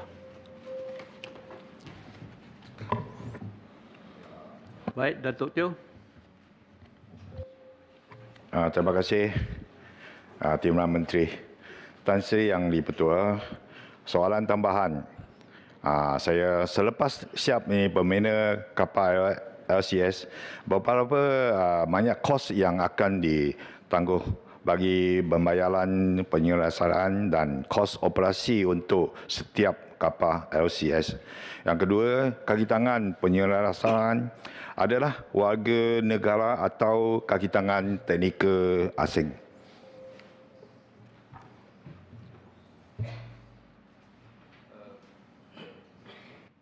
Tan Sri Yang Di-Pertua dan juga terima kasih kepada Yang Berhormat Senator yang bertanya dua persoalan. Yang pertama tentang kos. Kita tahu bahawa daripada pembangunan LCS ini secara keseluruhan 9 bilion ringgit yang diperuntukkan, kita telah membelanjakan sekitar 6 bilion ringgit. So kita ada berbaki sekitar 3 bilion ringgit. So daripada 3 bilion ringgit itu, dia cabaran kepada kita adalah bagaimana kita ingin menyiapkan sejumlah keseluruhan daripada perancangan kontrak kita. Sebab itu kita mempunyai satu tanggungjawab di mana kita harus revise balik kaedah kita membangunkan LCS itu, yang pertama. Yang kedua adalah kita harus melihat kembali bagaimana kontrak itu dilaksanakan. Sebab itu bila kita mahu membentangkan kembali kepada Jemaah Menteri, kita memang ada berbaki 3 bilion ringgit dan sedaya upaya kita akan cuba menggunakan 3 bilion ringgit bagi menyiapkan kapal yang pertama yang kita jangka boleh disiapkan pada tahun hadapan, dan begitulah juga dengan kapal kedua dan kapal seterusnya. Adapun jumlah tambahan kos kepada pembinaan ini banyak bergantung kepada bagaimana kita mahu menyiapkan kapal pertama, kedua dan seterusnya. Ini di antara kos-kos yang terlibat. Adapun persoalan tentang teknikal, kemampuan, keupayaan kita, memang kita sebenarnya kalau kita lihat antara tujuan dan matlamat asal bagi kita membangunkan LCS ini adalah sesuai dengan keperluan kita dalam yang telah kita gariskan dalam Kertas Putih Pertahanan, di mana kita mahu membangunkan teknologi pertahanan negara. Dan kita tahu hasrat itu murni, kerana kalau kita lihat dengan apa yang kita usahakan melalui Bosted ini, memang kita tahu bahawa kepakaran tempatan itu kita gunakan. kecuali dalam bidang-bidang yang mempunyai teknologi yang tinggi, contohnya macam enjin. Kita dah daripada 6 kapal itu, setiap kapal itu kita menggunakan 4 enjin. Dan kita pun kalau kita tengok dalam gudang kita itu, kita ada 12 enjin untuk 3 kapal. Dah ada dah di situ. Itu mungkin kita perlukan kepakaran luar. Tetapi bagi saya, model yang digunakan itu memang boleh membangunkan kemampuan, kepakaran ataupun kemampuan teknologi pertahanan negara itu sendiri. Mungkin ada kelemahannya, tetapi untuk kehadapan saya fikir adalah kita mesti memastikan bahawa apa yang telah kita belanjakan itu tidak hilang. Jadi matlamat kita di Kementerian Pertahanan adalah kita mesti menyiapkan kapal ini sedaya upaya kita dengan kemampuan kepakaran kita di samping kerjasama kita dengan pihak luar. Itu saja. Soalan tambahan. Silakan. Terima kasih Tan Sri Ketua. Pada tahun 2023 lalu, Yang Menteri ada menyatakan bahawa Kementerian Komite akan melangsaikan projek RSA pada tahun 2024. Sejauh manakah komitmen kerajaan bagi memastikan tiada peruntukan tambahan yang akan terlibat sepanjang tempoh berkenaan? Berikutan laporan PAC ada menyebut bahawa pemegang kontrak Boasted Naval Lockheed Sdn Bhd iaitu BNS tidak mampu membayar vendor, pembakar dan kontraktor biarpun komit kerajaan telah membayar 6 bilion untuk projek tersebut. Sekian, terima kasih. Tan Sri Yang Di-Pertua dan terima kasih Yang Berhormat Senator yang bertanya. Memang kita tahu bahawa antara perancangan kita, komitmen kita dengan kalau kita lihat dari segi pembangunan yang kita sedia ada, model kontrak kita adalah kita berusaha, ini model kontrak lama kita, di mana kita berusaha untuk memastikan bahawa 6 biji ini kita boleh selesaikan dalam tempoh yang tertentu. Kalau ikut kontrak asal, sepatutnya kita deliver kapal yang pertama pada tahun 2019 dan 2020 itu kapal-kapal seterusnya. Tapi dia tidak berlaku begitu. Itu sebab kalau kita lihat kemampuan yang sedia ada dengan pembangunan yang sedia ada, kita telah membangunkan sebahagiannya ada yang 70%, ada yang 50%, 40% dan seumpamanya. Sebab kita, model kita begitu. Kita buat by block. Kita nak kalau boleh semuanya progress begitu. Kita tak buat sebiji-sebiji begitu. Sebab kita melihat kepada kos itu. Jadi model itu memang kita tahu ada kelemahannya. Itu yang menyebabkan kalau kita tengok dalam gudang kita penuh dengan barang-barang ini. Kerana sebahagiannya kita order untuk 6 kapal dan sebahagiannya kita order untuk 3 kapal. Jadi ini antara, tetapi kalau kita lihat pembangunan ini dengan baki wang yang kita ada sekitar 3 bilion ringgit keseluruhan kontrak itu, dan kalau bila kita revise balik, contohnya revision yang kita buat dalam kontrak yang baru adalah kita memansuhkan peranan orang tengah ini. Ada sebahagiannya memang kalau kita lihat bila kita nak pergi kepada OEM itu, Original Equipment Manufacturer itu, so ada orang tengahnya. Jadi dalam kontrak yang baru ini ada peranan yang kita buat adalah kita membatalkan OEM ini supaya kita boleh membayar terus kepada pengeluar itu sendiri. Dan saya rasa proses ini boleh membantu kita bagi memastikan bahawa kita boleh menjadualkan, mengikut jadual kita, di mana dalam jadual baru kita menganggarkan pada tahun hadapan 2024 kita sudah boleh menyiapkan satu kapal, dan kita harus faham bahawa bila kita menyiapkan kapal ini dari segi pembinaannya, dia harus melalui proses 22 bulan bagi pengujian sama ada di pelabuhan maupun ujian di laut. Itu saja. Soalan tambahan Tan Sri. Soalan tambahan kapal saya tutup. Datuk Noraini Idris.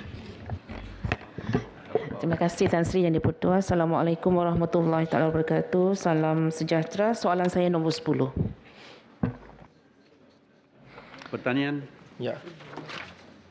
Tuan Yang Di-Pertua, untuk makluman ahli yang berhormat, keperluan beras dalam negara pada masa ini dipenuhi melalui 70% pengeluaran tempatan, manakala selebihnya iaitu sebanyak 30% lagi ditampung melalui kemasukan beras import.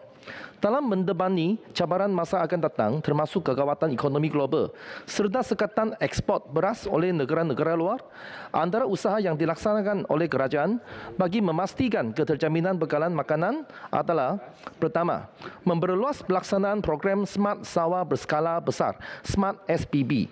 Program Smart SPB merupakan hala tuju baru bagi industri padi dan beras yang dilaksanakan melalui kerjasama antara Kementerian Pertanian dan Keterjaminan Makanan dengan pihak swasta.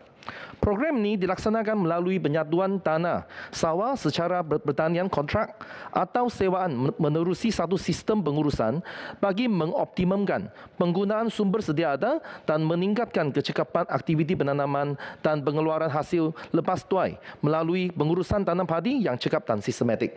Kedua, penggantian varieti biji benih padi 3 atau 4 tahun sekali supaya ciri kerintangan kepada penyakit dan perosak sentiasa optimum.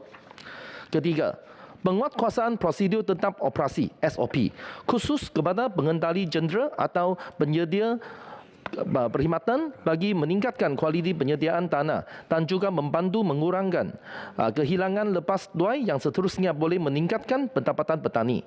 Keempat, meningkatkan kesuburan tanah melalui penyelidikan dan pembangunan R&D yang berterusan. Kelima, meningkatkan kecekapan pengurusan input bagi memastikan peningkatan produktiviti tanaman padi dengan menggalakkan penggunaan benih sah dan juga kecekapan penyaluran bantuan subsidi kerajaan.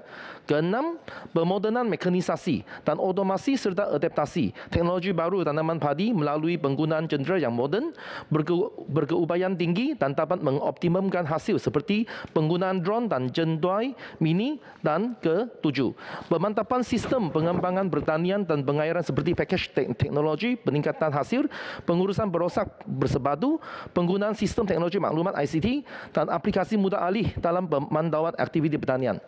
Pada masa ini, status kedudukan stok beras negara adalah stabil dan mencukupi.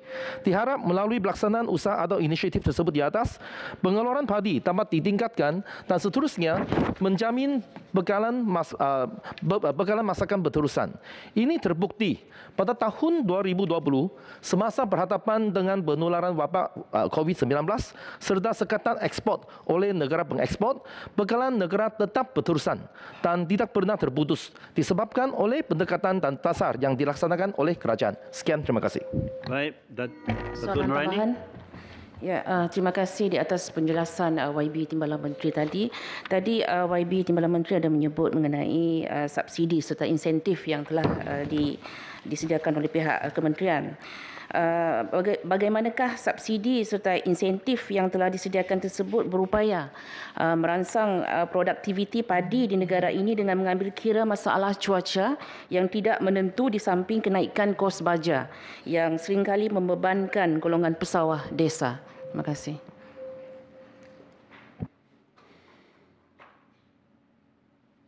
Ya, untuk makluman yang berhormat Senator, secara umumnya kementerian kita ada menyediakan 5 jenis program input dan output pertanian bersubsidi yang sedang dilaksanakan. Kalau tengok peruntukan untuk tahun ini, peruntukan untuk tahun 2023 belanjawan yang baru-baru ini daripada 5.2 bilion keseluruhannya untuk Kementerian Pertanian dan Jaminan Makanan, 1.6 bilion khusus untuk pembangunan industri padi dan beras. So ini menunjukkan satu section yang amat besar kita pakai untuk membangunkan industri ini. Dan daripada ini kita boleh buat satu rumusan, 60% daripada kos input untuk penanaman padi dan sawah memang disubsidi oleh kerajaan. So daripada jumlah yang besar begitu, kita menyumbang kepada untuk penambahan kerintangan terhadap ini perubahan cuaca dan serta juga untuk perosak-perosak yang lain. Sekian, terima kasih. Soalan tambahan. Siapa yang dulu? Saya dulu. Terima kasih Tan Sri Datuk Seri Yang Dipertua. Tan Sri Datuk Seri Yang Dipertua, sekarang ni rakyat nak dengar bila agak-agaknya kita tak perlu bergantung kepada import. Kalau nak bergantung pada import pun lebih kepada stok sebagai stockpile. Bila rancangan kerajaan kita boleh mencapai guna penuh hasil dalam negara padi. Okey. 100% lah. Kita tak mau 70%. Okey, untuk maklumat yang berhormat Senator, pada masa sekarang tahap sara diri beras negara adalah 65% lah kalau pada tahun 2021. Dan negara kita menyasarkan tahap SSL ini sebanyak 75% menjelang tahun 2025 dan 80% menjelang tahun 2030. So kita masih belum mensasarkan 100%, setakat 80%. Cuma macam mana pun untuk memastikan kecukupan bekalan beras ni di negara ni, kita akan menyediakan stockpile negara termasuk trading stock adalah berjumlah 1.1 juta metrik tan yang dapat menampung 5.5 bulan keperluan negara. Sekian, terima kasih. Datuk tambahan ni. Ya, Datuk Samsudin. Siapa nak jawab tadi? Silakan. Datuk Yang di-Pertua, Tan Sri Yang di-Pertua.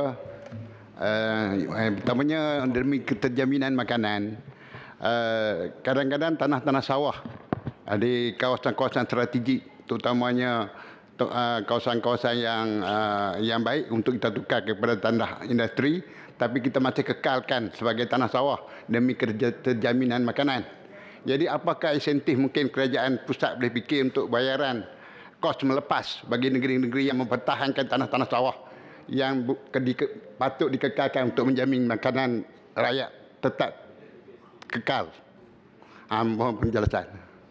Setakat ini kementerian dan kerajaan tidak menyediakan sebarang insentif yang khusus untuk pihak kerajaan negeri untuk mempertahankan yang tanah untuk penanaman sawah, dan kita boleh senantiasa terbuka untuk perbincangan. Terima kasih. Datuk Ahmad bin Datuk Haji Sri Ibrahim. Terima kasih Tan Sri Yang di-Pertua. Soalan saya nombor 11.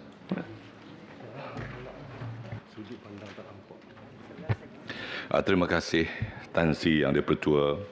Terima kasih sahabat saya yang berhormat Senator Datuk Ahmad. Pada asalnya Tan Sri Yang di-Pertua, pengenalan Malaysia Madani sebagai langkah mengangkat semula martabat negara bangsa Malaysia Madani yang tertegak berteraskan prinsip kemampanan, kesejahteraan daya cipta, khidmat, keyakinan dan insan menuju Malaysia baharu yang megah di persada dunia. Konsep Malaysia Madani ini amat penting didalami dan difahami oleh semua peringkat pejabat awam. Ia tidak boleh dilihat sebagai satu fahaman politik dan slogan semata-mata, tetapi perlu diterjemahkan kepada usaha murni gagasan Malaysia Madani yang perlu dicapai dan rakyat turut sama berperanan dan berganding bahu dalam mencapai apa yang dilaksanakan oleh kerajaan. Tan Sri Yang di-Pertua, melalui rancangan Malaysia ke-12 pada tahun 2022 ini, unit penyelarasan lonjakan prestasi iaitu nama pendek PACU, Jabatan Perdana Menteri telah luluskan peruntukan sebanyak 4.46 juta untuk melaksanakan plan komunikasi dan promosi agenda Malaysia Madani untuk menyebarluaskan maksud sebenar Malaysia Madani kepada rakyat melalui pelbagai medium seperti TV, radio, pencetak, papan iklan, penerbitan ilmiah, pembikinan video, promosi di media sosial dan sebagainya. Beberapa kementerian lain contohnya seperti Kementerian Komunikasi Digital KKD turut aktif menjalankan fungsinya untuk memperluaskan penyebaran maklumat kenegaraan khususnya Malaysia Madani bagi meningkatkan jati diri dan semangat patriotik rakyat. Manakala Kementerian Perpaduan Negara KPN turut terlibat dalam mengadakan program-program mempromosikan perpaduan dan agenda Malaysia Madani melalui penyiaran dan kembara perpaduan Malaysia yang kita akan adakan nanti. Melalui usaha-usaha ini, Tan Sri Yang di-Pertua, yang dinyatakan konsep Malaysia Madani pula bukan sahaja difahami, malah ianya memudahkan kerajaan dan rakyat bersama-samalah dalam membina masyarakat yang berilmiah dan bertamadun. Terima kasih Tan Sri Yang di-Pertua. Tan Sri Yang di-Pertua, soalan tambahan. Ya. Terima kasih. Bagaimanakah Timbalan Menteri konsep Malaysia Madani ini akan memberikan impak yang besar khususnya untuk masyarakat di Sabah dan Sarawak? Saya melihat usaha Madani ini lebih tertumpu di kawasan Semenanjung sahaja, kurang di Sarawak dan Sabah. Adakah sebarang usaha bagi memberikan pemahaman kepada masyarakat mengenai konsep madani ini sepenuhnya? Mohon penjelasan. Terima kasih. Soalan tambahan yang penting. Terima kasih Saudara Senator Dato' Ahmad. Ini harus dijawab dengan jelas dan terang. Terima kasih Tan Sri Ketua. Kerajaan melalui Perbelanjaan 2023 yang telah dibentangkan pada 24 Februari 2023, kerajaan telah menggariskan 3 tekad, Tan Sri Ketua. Permacuan ekonomi yang terangkum dan mampan. Yang kedua, reformasi institusi dan tata kelola bagi memulihkan keyakinan rakyat. Dan yang ketiga, Tan Sri Ketua, keadilan sosial yang menyederhana kesejangan. Antara perkara yang diberi tumpuan oleh Kerajaan Malaysia Madani dalam belanjawan 2023 juga adalah pembangunan Sabah Sarawak dan beberapa inisiatif telah dirancanakan. Satu daripadanya ialah menyegerakan pelaksanaan lebuh raya Pan Borneo Sabah dan Sarawak. Link Road dengan peruntukan 20 bilion telah diluluskan oleh Yang Berhormat Perdana Menteri. Yang kedua, saya ingat melaksanakan projek-projek melibatkan pasarana awam yang melibatkan projek jalan dan lampu jalan serta bekalan air dan elektrik RM26 bilion. Anda menepati tak soalan itu? Tadi disoal tentang madani di Sabah Sarawak, bukan jalan raya. Ini merangkumi ke semua pembangunan yang berhormat. Saya tanya, adakah itu berkaitan dengan soalan itu? Jadi harus, pada hemat saya, soalan itu dikaitkan dengan madani, civil society di kedua-dua wilayah kita. Itu pandangan saya. Kalau Yang Berhormat Timbalan Menteri boleh terima, kalau tidak, buat langkah panjat pokok. Sila. Okey, Tan Sri Ketua, minta maaf kalau soalan ataupun jawapan saya tidak menyenangkan hati semua rakyat. Tetapi kerangka Malaysia Madani untuk rakyat Sabah dan Sarawak tak pilih agama, bangsa dan kulit harnanya. Kita melalui semua pembangunan itu harus diberi perhatian yang sama dan kerjasama dan kesemaratan Tan Sri Yang Ketua. Terima kasih. Tan Sri, maaf. Nak penjelasan. Diberi suntikan lagi. Kerana patutnya konsepnya dihebohkan lebih lagi ke Sarawak dan Sabah. Apa rancangan kerajaan? Terima kasih, Tan Sri. Kita mempunyai peruntukan kurang lebih 50 juta dan kita akan memberikan agensi Kementerian Perpaduan untuk membuatkan aktiviti seluruh Malaysia, bukan Sabah saja, supaya rakyat-rakyat di pendalaman, di pelosok, di kampung, di luar sana akan mengetahui lebih mendalam lagi ancuran dan juga aktiviti-aktiviti dan inisiatif-inisiatif dasar madani ini, Tan Sri Ketua. Saya percaya ianya akan memberikan impak dan supaya rakyat akan mengetahuinya lebih jelas kelak. Terima kasih, Tan Sri Ketua. Soalan tambahan? Ya, silakan. Siapa? Datuk Dominic, dulu kan. Terima kasih kepada Tan Sri Yang di-Pertua. Soalan saya ialah apakah inisiatif oleh kerajaan sehingga hari ini memperkasakan agenda Malaysia Madani. Inisiatif itu akan termasuk juga membetulkan kesalahan, kelemahan yang telah diadakan. Seperti contoh, ingat Malaysia Madani ini tak akan melantik ahli-ahli politik di syarikat berkaitan kerajaan GLC. Oleh itu, apakah inisiatif usaha yang diadakan untuk memperkuatkan Malaysia Madani ini? Terima kasih. Ini soalan terakhir, silakan. Terima kasih Yang Berhormat. Kalau yang salah dahulu, kita akan mempelajari apa yang kesalahan. Malaysia Madani akan mengubahkan sikap tulus dan ikhlas. Dan inisiatif banyak, Tan Sri Ketua.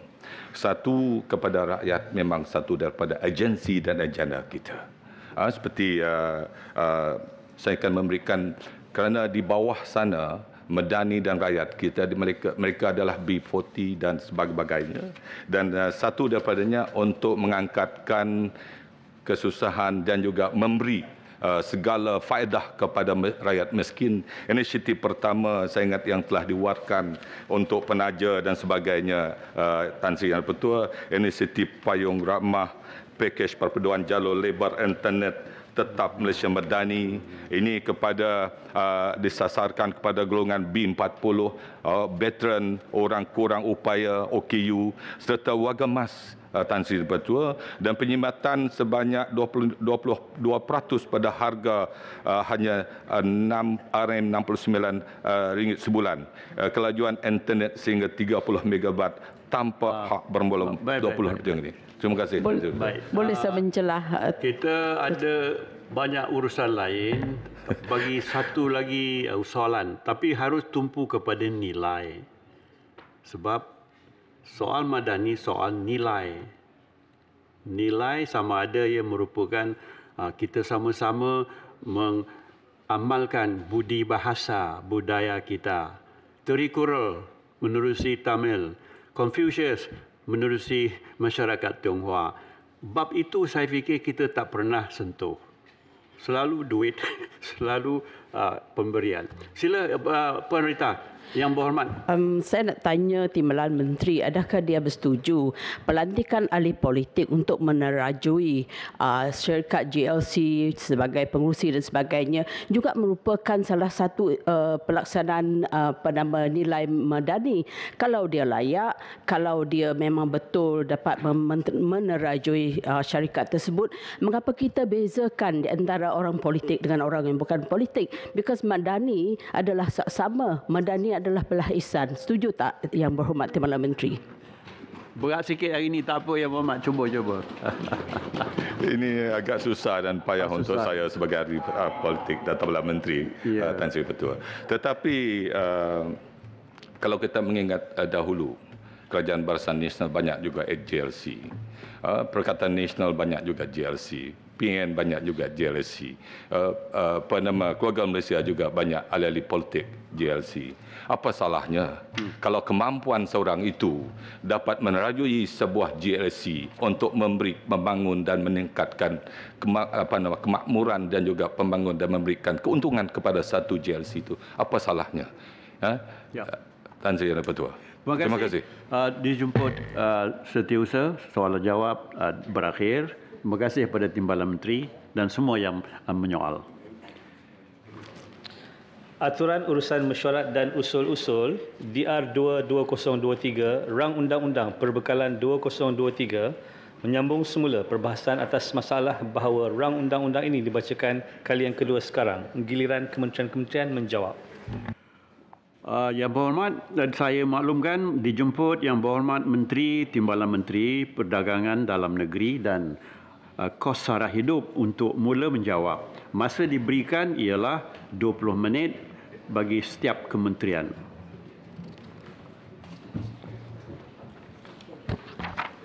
Bismillahirrahmanirrahim. Assalamualaikum warahmatullahi taala wabarakatuh. Selamat pagi dan salam Malaysia Madani. Terima kasih Tan Sri Yang Dipertua. Saya mengucapkan bersyukur kepada Allah SWT kerana diberikan kesempatan untuk menggulung rang Undang-Undang Perbekalan 2023 di Dewan Yang Mulia ini pada pagi ini.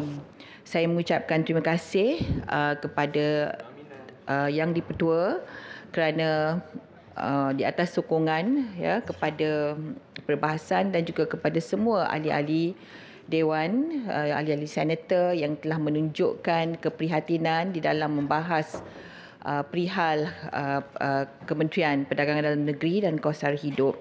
Saya mengambil kesempatan ini untuk mengucapkan Ramadan Mubarak. Kita berada pada hari yang ke-14 bulan menjalani ibadat puasa. Semoga kita sentiasa memperbaiki ibadah kita dalam bulan tarbiyah ini, Tok Sri Yang Dipertua.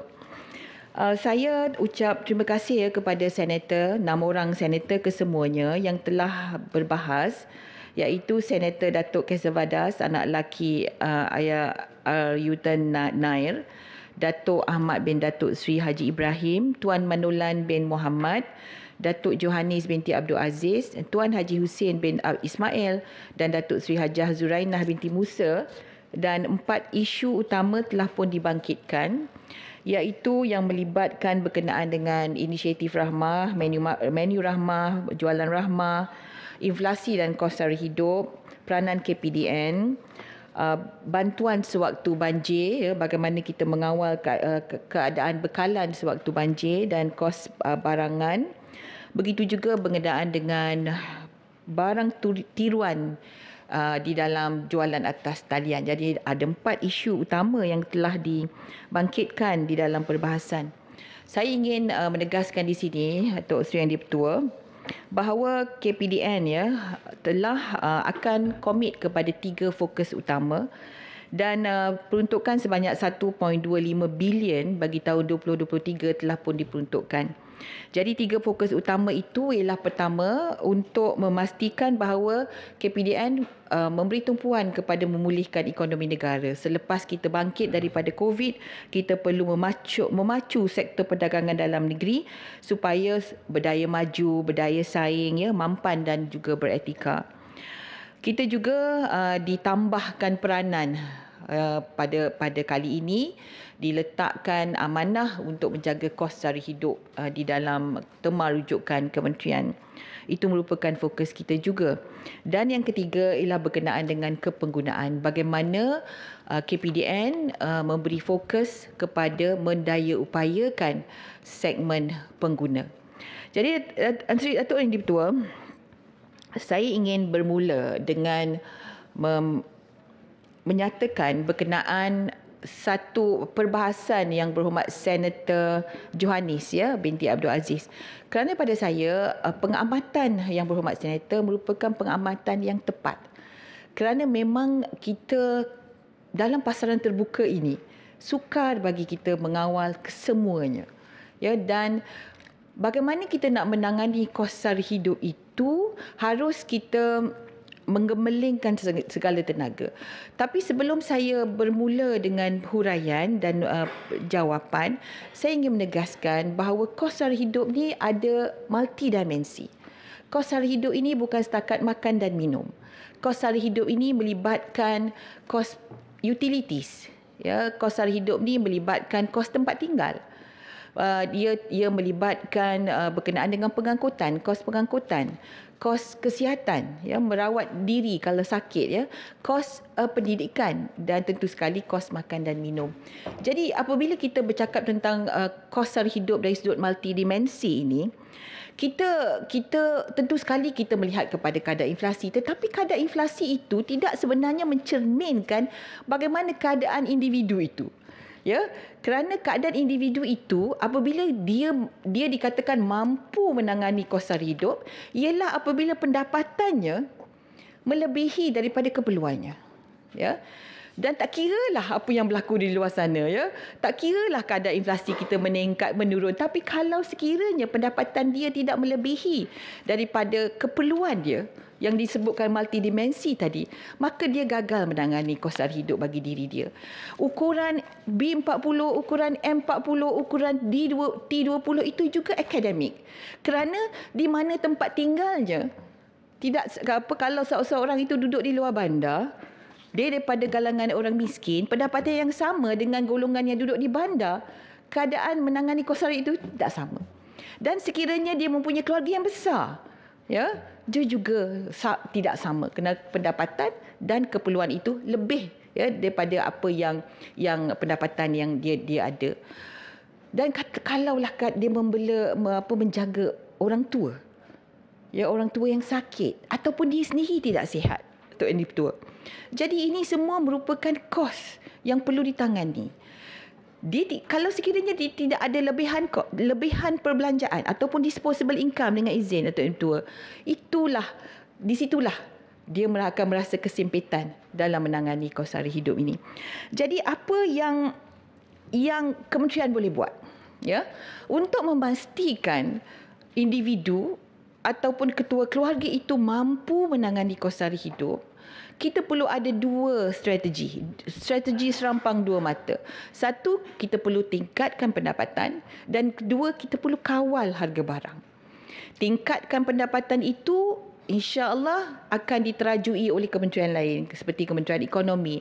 Kita ada inisiatif pendapatan rakyat dan sebagainya. Jadi di Kementerian KPDN pun kita ada beberapa inisiatif ya, seperti daya dan sebagainya, di mana kita nak dayakan, memberi daya kepada keusahawanan dan sebagainya. Meningkatkan pendapatan, ya, itu satu agenda. Kemudian mengawal harga barang. Itu yang di dalam apa yang dilakukan oleh KPDN. Ini merupakan satu langkah jangka masa pendek. Dia bukan langkah jangka masa panjang. Tetapi buat sementara waktu ianya diperlukan, Datuk Yang di-Pertua. Kerana selagi pendapatan rakyat itu tidak meningkat, selagi itu mereka akan tidak mampu untuk menangani kos sara hidup yang disebutkan tadi. Datuk Yang di-Pertua, kita mempunyai beberapa langkah cara untuk mengawal harga barang. Yang pertama ialah dengan kawalan harga siling, ya. Kedua ialah dengan subsidi. Ketiga ialah dengan kawalan harga musim perayaan dan sebagainya. Saya dengar apa yang dikatakan oleh Yang Berhormat Senator Johannes berkenaan dengan jumlah subsidi yang diperuntukkan untuk 2023 ialah 64 bilion berbanding dengan jumlah sebenar subsidi pada tahun 2022 ialah 80 bilion. Sebenarnya Datuk Yang Ketua, ini adalah satu perkara yang pengamatan yang amat baik kerana sebenarnya kita khawatir dengan jumlah subsidi yang begini besar. Ya. Sebab itu kementerian sekarang, pihak kerajaan pada hari ini sedang beralih daripada subsidi pukal kepada subsidi bersasar. Ya, sebab sekarang ni kalau kita subsidikan minyak masak dalam paket, minyak masak dalam paket yang 1 kilo itu harganya RM2.50, ya. Subsidinya RM4.40. Kerana harga jualan 1 kilo dalam botol ialah RM6.90. Jadi RM4.40 disubsidi dan kita keluarkan 60 juta paket sebulan. Ya. Diperuntukkan 400 juta pada tahun 2022 tapi dibelanjakan 2 bilion. Kerana kos harga CPO itu turun naik, ya. Jadi itu subsidi pukal. Jadi siapa-siapa boleh beli. Walaupun kita kata B40 yang harus beli ataupun yang memerlukan harus beli, tapi kita tak tahu, seperti saya katakan tadi, kalau M40 pun duduk di bandar, anak ramai, keadaan kesihatan tidak baik, ya, dan kos sara hidup dia tinggi, mungkin dia juga akan membeli minyak masak tersebut. Dan peniaga-peniaga mikro yang sentiasa meniaga apa orang kata keropok, lekor, karipap, ayam gunting dan sebagainya, banyak menggunakan minyak masak yang bersubsidi ini. Jadi kita sekarang telah mengadakan bengkel, sedang berunding, sedang merancang strategi bagaimana nak beralih kepada subsidi pukal, subsidi bersasar, daripada subsidi pukal kepada subsidi bersasar. Berkenaan dengan nilai subsidi itu, saya ingin memberitahu Dewan Yang Mulia ini bahawa Kementerian Kewangan akan sentiasa membantu. Walaupun diperuntukkan sekian-sekian, tetapi sekiranya perlu, Kementerian Kewangan akan terus memberi peruntukan tersebut. Seperti saya katakan, 2022 400 juta untuk minyak masak, tapi keperluan yang sebenarnya digunakan sebanyak 2.02 bilion. Jadi Kementerian Kewangan memberikan kelulusan, ya, untuk menggunakan subsidi tambahan. Atau ini Pertua, kita juga mengawal harga barang seperti harga barang seperti telur grade A, B dan C disubsidi dan dikawal, ya, ada harga silingnya. Ayam standard bulat ada harga silingnya dan ada subsidi. LPG RON 95 dan diesel dan minyak masak dalam paket yang saya katakan tadi. Bermula pada bulan ini, April, kita juga telah memulakan subsidi kepada minyak masak dalam botol. Tok Yang Pertua. Sebab sebelum ini kita tidak ada subsidi minyak masak dalam botol kerana harga CPO itu rendah, di bawah 4,000, ya, tapi sekarang dia dah meningkat, maka perlu disubsidi, dan pada bulan April sahaja 7 juta disubsidikan untuk minyak masak dalam botol, ya. Boleh tak menjelas sikit? Yang berhormat Senator hari itu tak bahas, tapi saya bagi sikit je. Sikit je. Ini mengenai minyak masak tadi. Sekarang ni harga minyak masak adalah bergantung kepada harga pasaran dunia sebenarnya. Ataupun lebih tepat lagi ikut harga ekspor. Boleh tak kerajaan mengadakan perbincangan dengan pengilang-pengilang ni supaya mereka boleh bekalkan minyak masak dengan harga yang berpatutan. Contohnya berapa kos dia, tambah mungkin 20-30% keuntungan dia. Jadi itulah harga yang dijual. Saya dapat poin tu yang berhormat Senator. Sebab kita boleh buat ayam dan telur, kenapa kita tak buat dengan minyak masak? Terima kasih yang berhormat Senator Dr. Azab. Ini adalah peranan NACOL. Sebab tadi dia multidimensi, dia bukan hanya di bawah KPDN, ya. Jadi kita ada NACOL, Majlis Tindakan Sara Hidup Negara, yang dipengerusikan oleh Yang Amat Berhormat Perdana Menteri sendiri yang bermesyuarat 2 kali setahun. Kemudian kita ada Jawatan Kuasa Pemantau Pelaksana yang dipengerusikan oleh Timbalan Perdana Menteri yang bermesyuarat setiap bulan. Dan kita ada 2 lagi peringkat jawatan kuasa. Di peringkat ini kita sudah pun mencadangkan satu mekanisme ya untuk mengadakan two-tier pricing yang berhormat Senator. Sebenarnya minyak masak kegunaan domestik ini hanya 600 daripada pengeluaran minyak masak kita. Selebihnya kita ekspor. Yang berhormat Senator Dr. Azam. Jadi kita sudah pun membawa satu kertas yang belum diluluskan lagi. Harap yang berhormat Senator sokong untuk kita mengadakan two-tier pricing. Maksudnya untuk domestik tu lain harganya dan untuk ekspor tu lain harganya. Kita tak boleh gunakan harga untuk ekspor tu untuk kita jual minyak masak domestik. Kerana target lagi pun 6% saja, dan sebab itu libat urus rundingan sedang diadakan dan sedang kita siapkan semuanya untuk dibawa ke peringkat NACOL, Majlis Tindakan Sara Hidup Negara. Terima kasih yang berhormat Senator atas poin tersebut. Itu berkenaan dengan subsidi. Tok Ini Pertua juga berkenaan dengan kawalan harga. Di musim perayaan juga kita mengadakan kawalan harga, ya. Setiap kali musim perayaan kita mengadakan kawalan harga. InsyaAllah untuk Hari Raya Aidilfitri ini kita akan umumkan minggu depan, kita akan kawal 30 item. Ya, kita kawal harga ceilingnya supaya tidak ada bila demand itu tinggi kita takut nanti harga itu naik, maka kita kawal harga dan kita akan umumkan minggu depan. Dan setiap kali ada musim perayaan kita ada skim harga maksima musim perayaan. Tok Ini Pertua. Kita juga ada jualan rahmah, ya. Yang ini kita sedang bahas.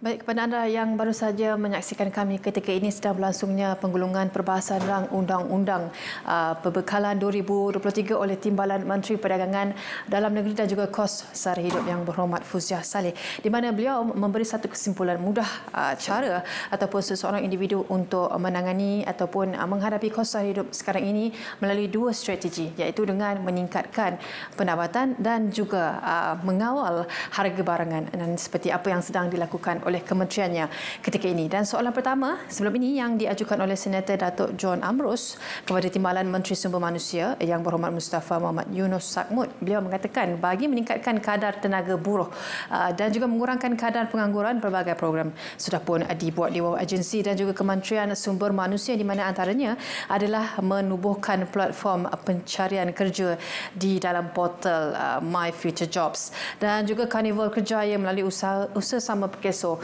dan yang diadakan secara berterusan.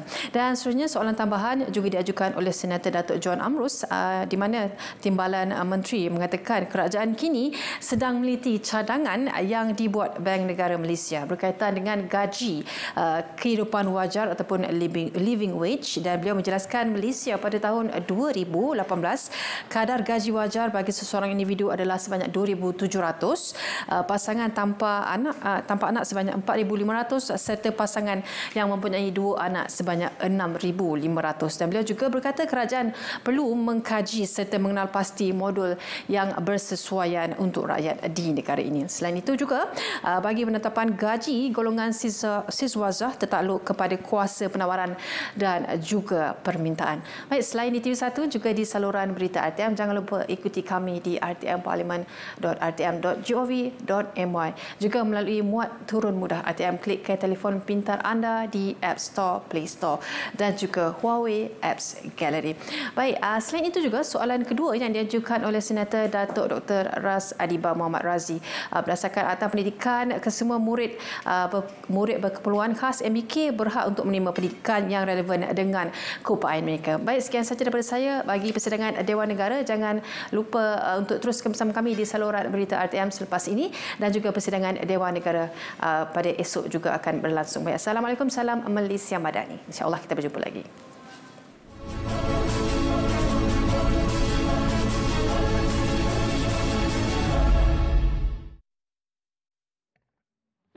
Terima kasih Yang Berhormat Senator Nuraini. Untuk saya balik belakang sikit ya. Berkenaan dengan jualan rahmah itu, apabila